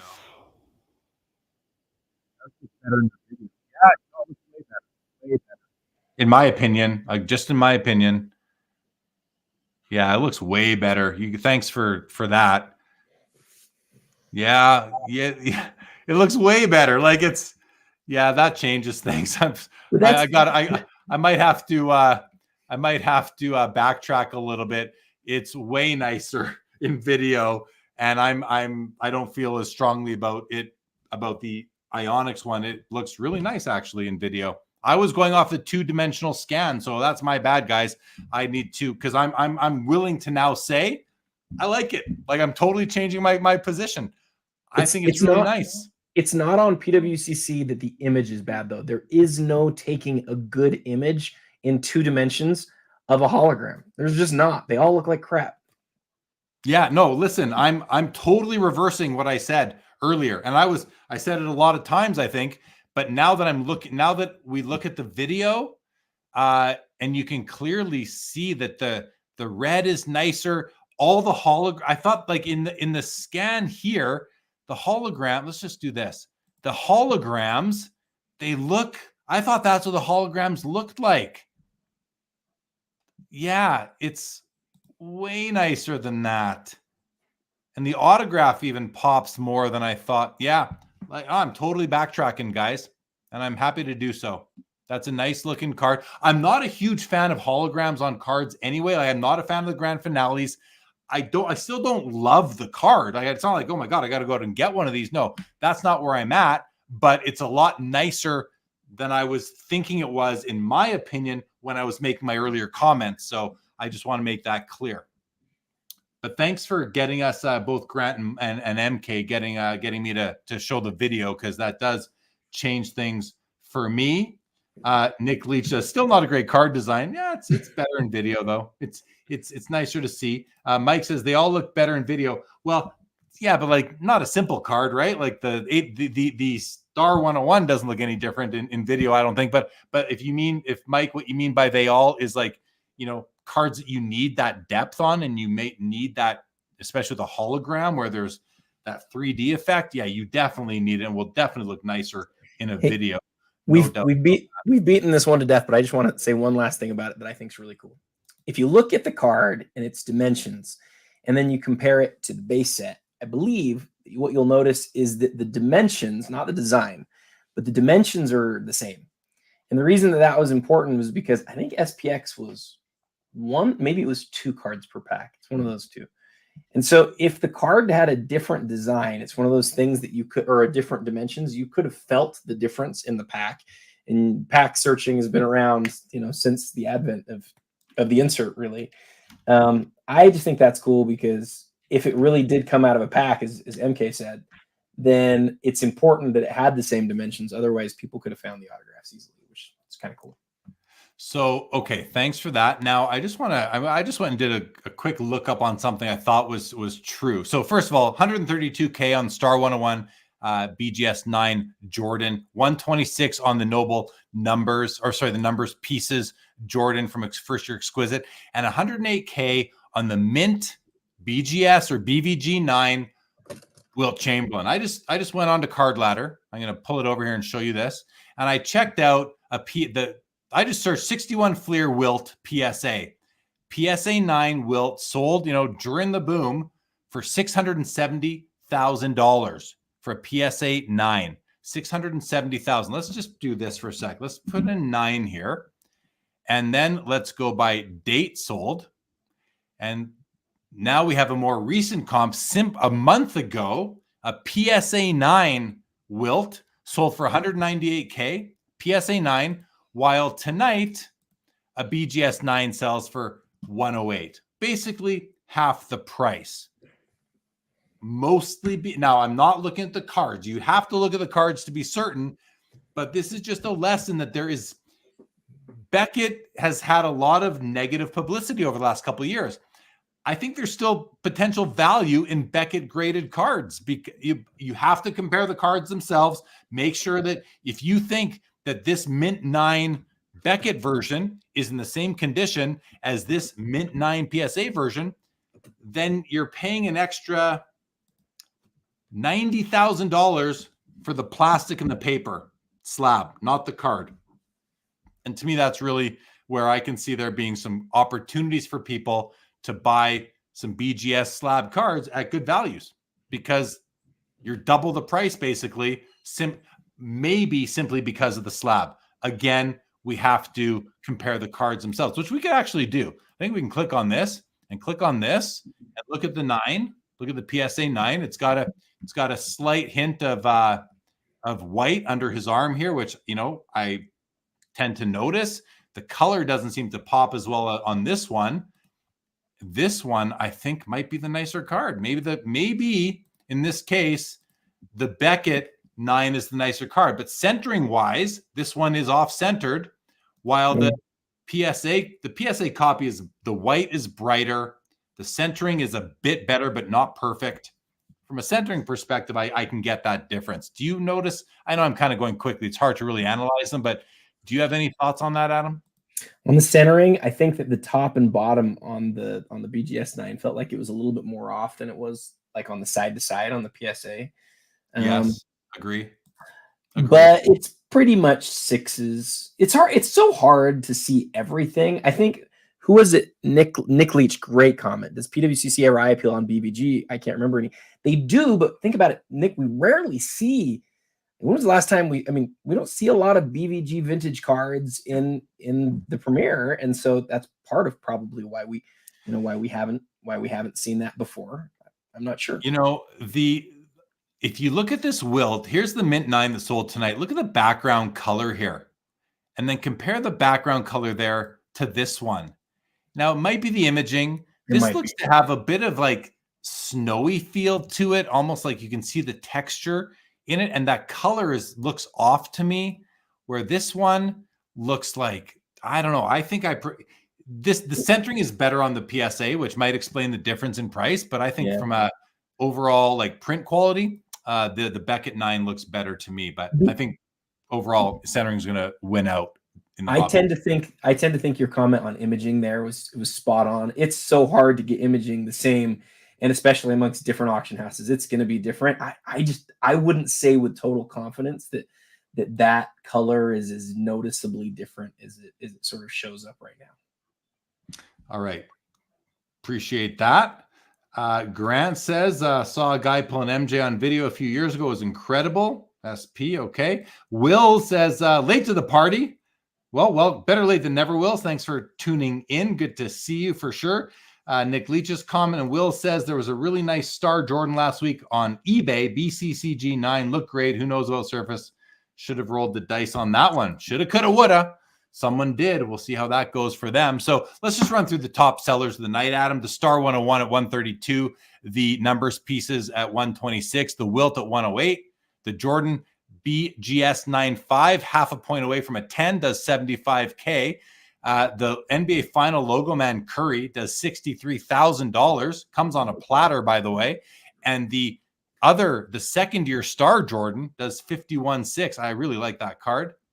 The dual logo man, Dirk and Nicola, sells for $50,000, as does the Willie Mays 70s Tops base card. And the gold shimmer first off the line Wembanyama does $49,200, followed by the green fast break at $46,800. The Connor McDavid Exquisite rookie year at a 5 auto patch does $45,600. Love that card. Tatum NT True RPA $43,200. Magic Johnson Logo Man Flawless $43,200. The triple superfractor here of Ronaldo, Haaland, and Messi does $38,400, and the Crosby True Cup RPA does $37,200. And we'll just scroll through the rest of them for everybody. I know if you guys get the Card Ladder Daily email, you're probably going to see, I don't know which ones, I'm guessing maybe not tomorrow, maybe it's the next day when they publish it, but we'll see a couple all-time highs on some from this auction tonight.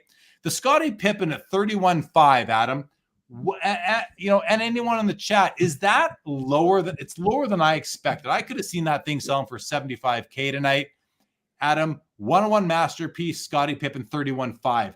Are you happy, neutral, or disappointed with that final price? It's lower than I thought. Maybe I'm tying too much to the Rodman. Maybe I'm not confused. Maybe I'm surprised that a star like Scottie Pippen wouldn't sell for more than 3 times as much as a guy like Kukoc. Kukoc, who sold last week.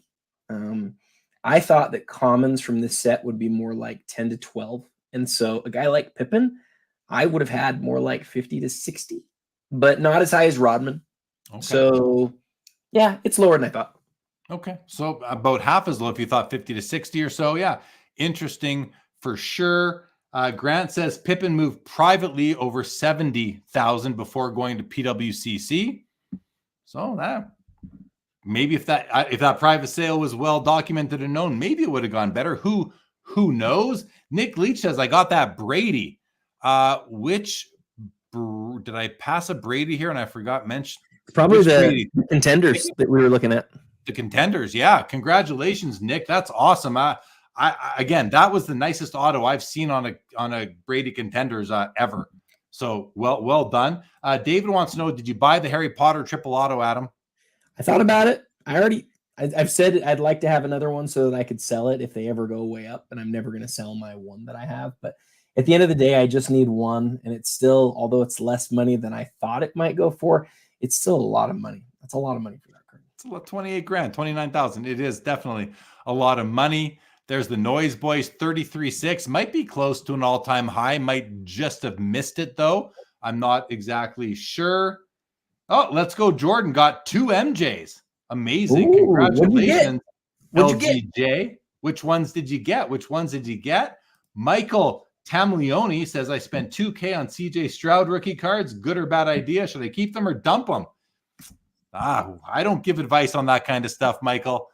So I don't know, but good luck to you with those cards. Nick says, I hope Jeremy auto assessment on that Brady is good. I have another, but looking for an upgrade. Yeah, I hope, Jeremy. My auto assessment is very good on that Brady. Like I said, I think it's the best auto I've ever seen on a Contenders Brady. I mean, we've looked at so many of them, and I'm always like, that auto just looks skinny and weird, faded or just streaky. It looks really good in my advice. Michael says, if you don't give advice, what's the point of streaming? Okay, Michael, welcome to the show, buddy. Welcome to the show. Okay. Oh, I give advice. I'm not going to give you advice on what to do with. You bought the cards, Michael. You decide what to do with them. If you don't know what to do, if you bought the cards and you can't decide what to do with them, you're in the wrong hobby, buddy. Michael, the advice that Jeremy and I will always give you is to buy things that you like. Buy things you like, and then if you don't like them, sell them. But we're never going to give you investment advice because that's not who we are. That's not what we do. We're going to talk about the cards, talk about why we think they matter, why we think they're cool, why we think they're overrated and underrated. We're not going to tell you what to buy, dude. That's not what we're going to do. Our best to educate you, inform you on what we know, but we are not going to be your financial advisor. There are plenty of other channels out there that do that. So go seek them out. They'll be happy to tell you, I am sure. David Kaplan says, buy low, sell high. There you go, Michael. Sell it for more than you paid for it, and you'll be very happy. And I'm sure you can get rent paid that way. Yeah. Oh, David says, buy Mookie Betts. Buy Mookie Betts. Let's go. Jordan says, buy what you like and keep. Okay, guys, this is now the part of the show where you give advice to other hobbyists. So feel free. I like that we're getting some already. Dave Kaplan says, buy low, sell high. Let's go, Jordan. Buy what you like and keep forever. Sign and slab. I'll tell you what to buy. Buy Mookie Betts. There you go. There you go. There's been enough issues. You know, you give investment advice in this hobby, and it's just asking for trouble. It is. So, you know what I wish I could have bought is that MJ Exquisite number pieces. So Grant had an Exquisite number pieces, and I actually asked him about acquiring that one not that long ago. He's since moved his, but I don't know who won that card. I think that's a great deal for that card personally. Like that is a great card, dude. Great card. 126K for it too. Nice to see. Nice to see some good value. Tom Bullard, much love. Stay safe and enjoy cardboard. That is good advice, Tom Bullard. Simon Slab says, yeah, I didn't even notice there were no Otanis in the auction tonight. That is weird. That is. He's one guy you expect to see every month in the Premier at this point in time. Guys, listen, I mean, we're at the 3-hour mark on the show. This is a great auction, fun show. I got to say, I had a lot of fun tonight.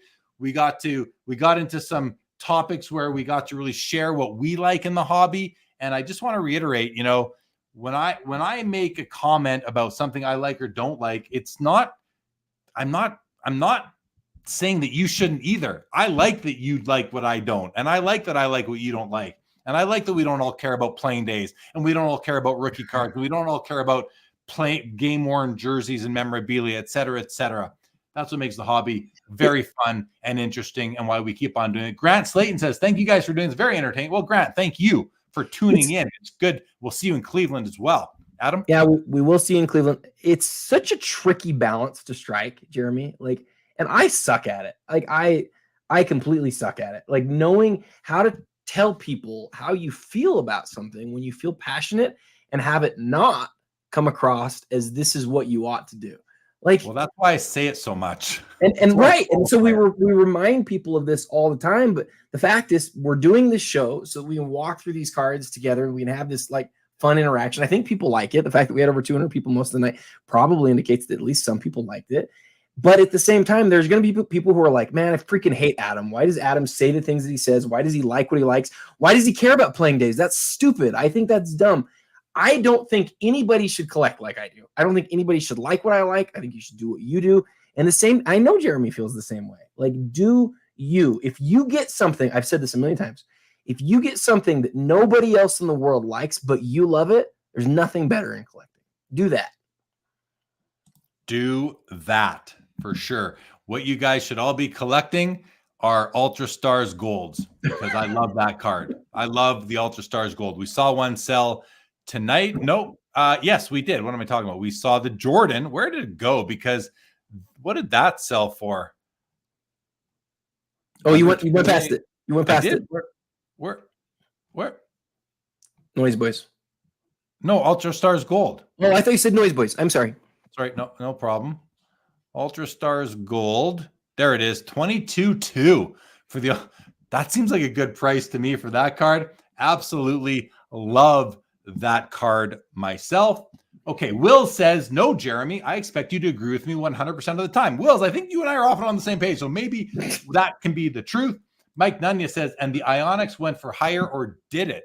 So let's do this. Let me just do one thing here. I was going to search for Jordan, but let's actually find the noise. So the Noise Boys did 33.6. The Ionics did 34,200, while the SPX Force did much less, it looks like. I know I haven't passed it yet. It's near the bottom here. I guess generally, comparatively speaking, it only did, why is it way down here? Why is the order? It's messed up. Oh. You're right. It's messed up, but they're pretty close. I mean, they're pretty close. Yeah. 31.5 on that one, and the Ionics did 34.2. Basically the same price. Ionics did a little bit more, Mike. Just a little bit. Thank you for the comment, Mike. Really appreciate that. Nick Leach says, you guys are the best in the business at these live auctions. Thank you, Nick. That's very high praise, and we are appreciative of it.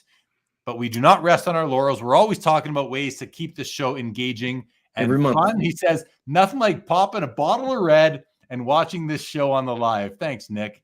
That's cool. We really do try to make it better every month. And I know I'd speak for both of us when I say, like, I'm grateful we've had 3 years to be able to do this. The show gets better all the time. The chat tonight, Jeremy, was one of the best chats that we've had. So much fun.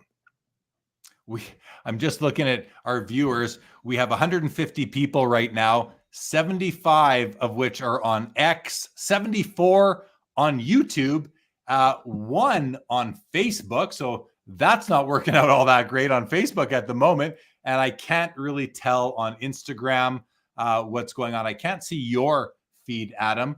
But I've only got one person watching on my Instagram right now. How about you? Can you see? Yeah, right now I have 2. Most of the night I've had between 6 and 10, so it's been pretty good. I had a few more earlier, but I haven't been paying. I have to open a different window, and it's hard to see. But it's the studio software we're in doesn't show you how many people are watching on Instagram, but it shows you Facebook, YouTube, Twitter. The thing, really, just those 3. The thing that stinks is I probably had 20 different messages through the night on my Instagram. You guys don't know this, but if you send a message to us on either Twitter or on Instagram, we don't see that. So it has to be through YouTube, and we've had a lot of amazing stuff here on our chat here, but it'd be great to get everybody into YouTube. We know that it's not always easy to do that, so we just sort of do the best that we can. Yeah, stream where the people are. We also had a comment come in here through LinkedIn earlier tonight. So LinkedIn comments come through. I'm not sure about Twitter though. I don't think they do. I think you're right. Maybe they do. I'm not 100%. Diamond Card Collector says he appreciates it. Thank you, Diamond. Good to see you in the chat. Adam, you ready to wrap this up? So much fun, man. I loved it. I wish it wasn't another month till we had to do it again. I think it's one of our better shows, and thanks as always for leading the charge. I don't think people realize how many things you're managing as you do this, and you do it better than anybody, dude. Good job. Thanks, man. Appreciate it. David H says, Germany, will you be at the New Horizons show? I will not be at that show, Dave. My next show is the Cleveland National. Currency says, great show, guys. Thanks for your time. Hit the like button, people. It's the least we can do for the algorithm. Thank you very much for that, Currency Project. And David has a question about the way the auction works. I'll let you guys go to the PWCC website and see the minimum fees and look up their terms for consigning to the auction on your own time. Thank you, everybody, for joining us tonight. I will be back on the channel 2 nights from now for my usual Saturday night episode of Sports Cards Live. Guest is John Amendola from Mint Inc. Excited to have John on the show. I think that's it, Adam. I'm just making sure I got that right very quickly here before we end the episode, because I don't want to keep you guys hanging here for too long unnecessarily, but it looks like I'm going to do that for another second here as I just confirm something quickly. My apologies. Yes, that is all correct. So, Adam, thank you, man. This was fun. Thank you again to everybody watching. I know it's always a long wrap up, but we hope to see you guys back again next month. And check out Adam and his reels on Instagram. They're always super informative. Check out the other streams I got going on here on Sports Cards Live. And check out the new podcast I've started with Leighton Sheldon and Just Collect called The Vintage Spotlight. It has its own YouTube channel and its own podcast. Just search for Vintage Spotlight on YouTube or on podcasts, wherever you get your podcasts, guys. And check out the Vintage Spotlight. We have 1 episode up so far. We had a lot of fun. Check it out, guys. Thank you again. With that, everybody, this episode of the PWCC Premier Auction Ending Watch Party for June the 20th, 2024, on behalf of Adam Gray and myself, Jeremy Lee, this episode is now over.